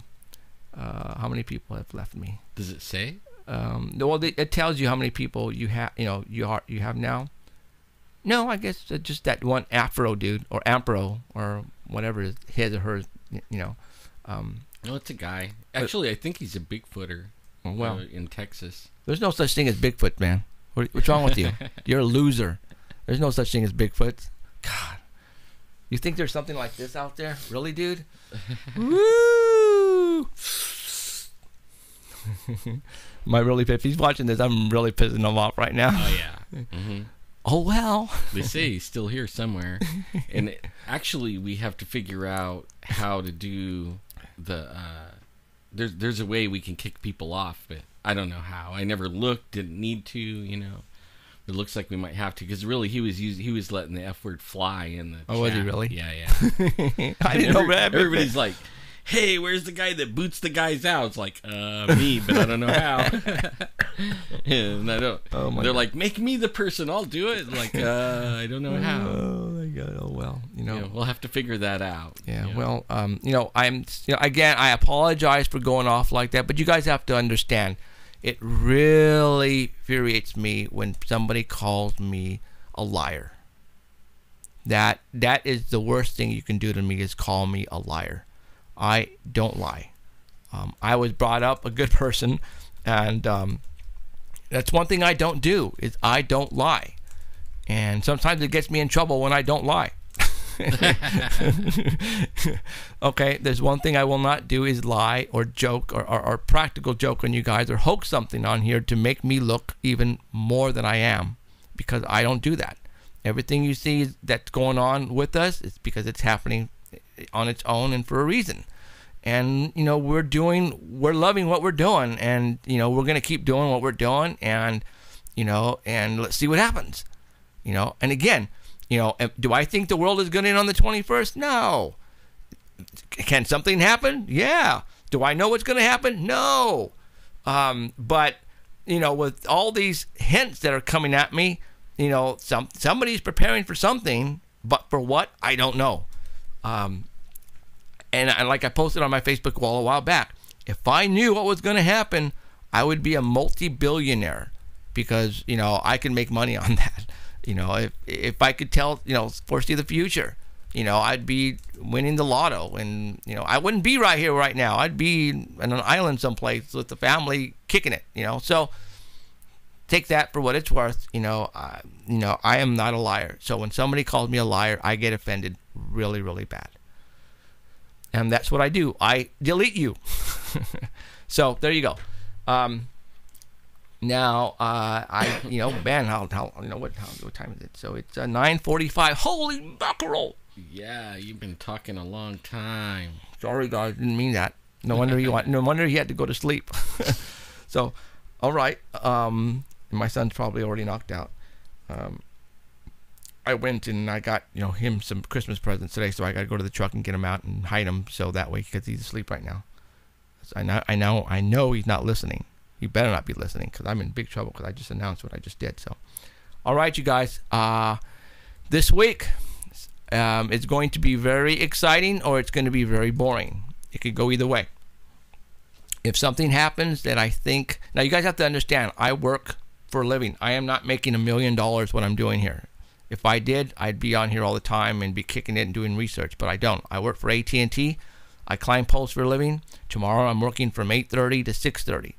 That's what my shift is probably for the rest of the week. So, if something happens during the day, don't expect me to go on the air live, because I won't be able to, because I'll be at work. And when I get home, then I will probably post something on Facebook and tell you, okay, I'm going on the air, and we'll do it that way. But otherwise, unfortunately, I can't rush home and get on the internet and go live, because I just can't. I have a full-time job. I can't do that. So, Okay, guys. I think we're gonna call it a night. I think I've pissed enough people off already. Alan's nodding his head over there. So, yeah, just don't call me a liar, and we'll be friends. That's all. Don't call me a liar. Don't call me a liar, and we'll be okay. You will be okay. I guarantee it. So, okay. Okay. Ah, man, I've been holding that cough for a long time. I said I wouldn't cough, and I lied. He went too long. All right, for Alan Thomas and for myself, Jeffrey Gonzalez, I want to thank you for being here with us tonight and talking about paranormal stuff, talking about all the stuff that we love. And, you know, just like me, I want to know what's going on out there, and that's why I'm doing this, and I'm having a blast doing it. So, let's see what happens this week. Okay, cross your fingers. And I'm hoping, really, I am hoping nothing happens. I hope it's like the worst week in the world and there's nothing happens. Because that would be awesome. Because, you know, we all have our future ahead of us. Why do we want it to end on the 21st? No. I've been telling you guys to prepare. Because you never know, we might have an earthquake. We might have some national disaster. Prepping is good for that. Okay? But something else might happen, and you might have that prepping stuff all ready to go. That's why I asked to get prepped. So, okay, you guys, have a good night.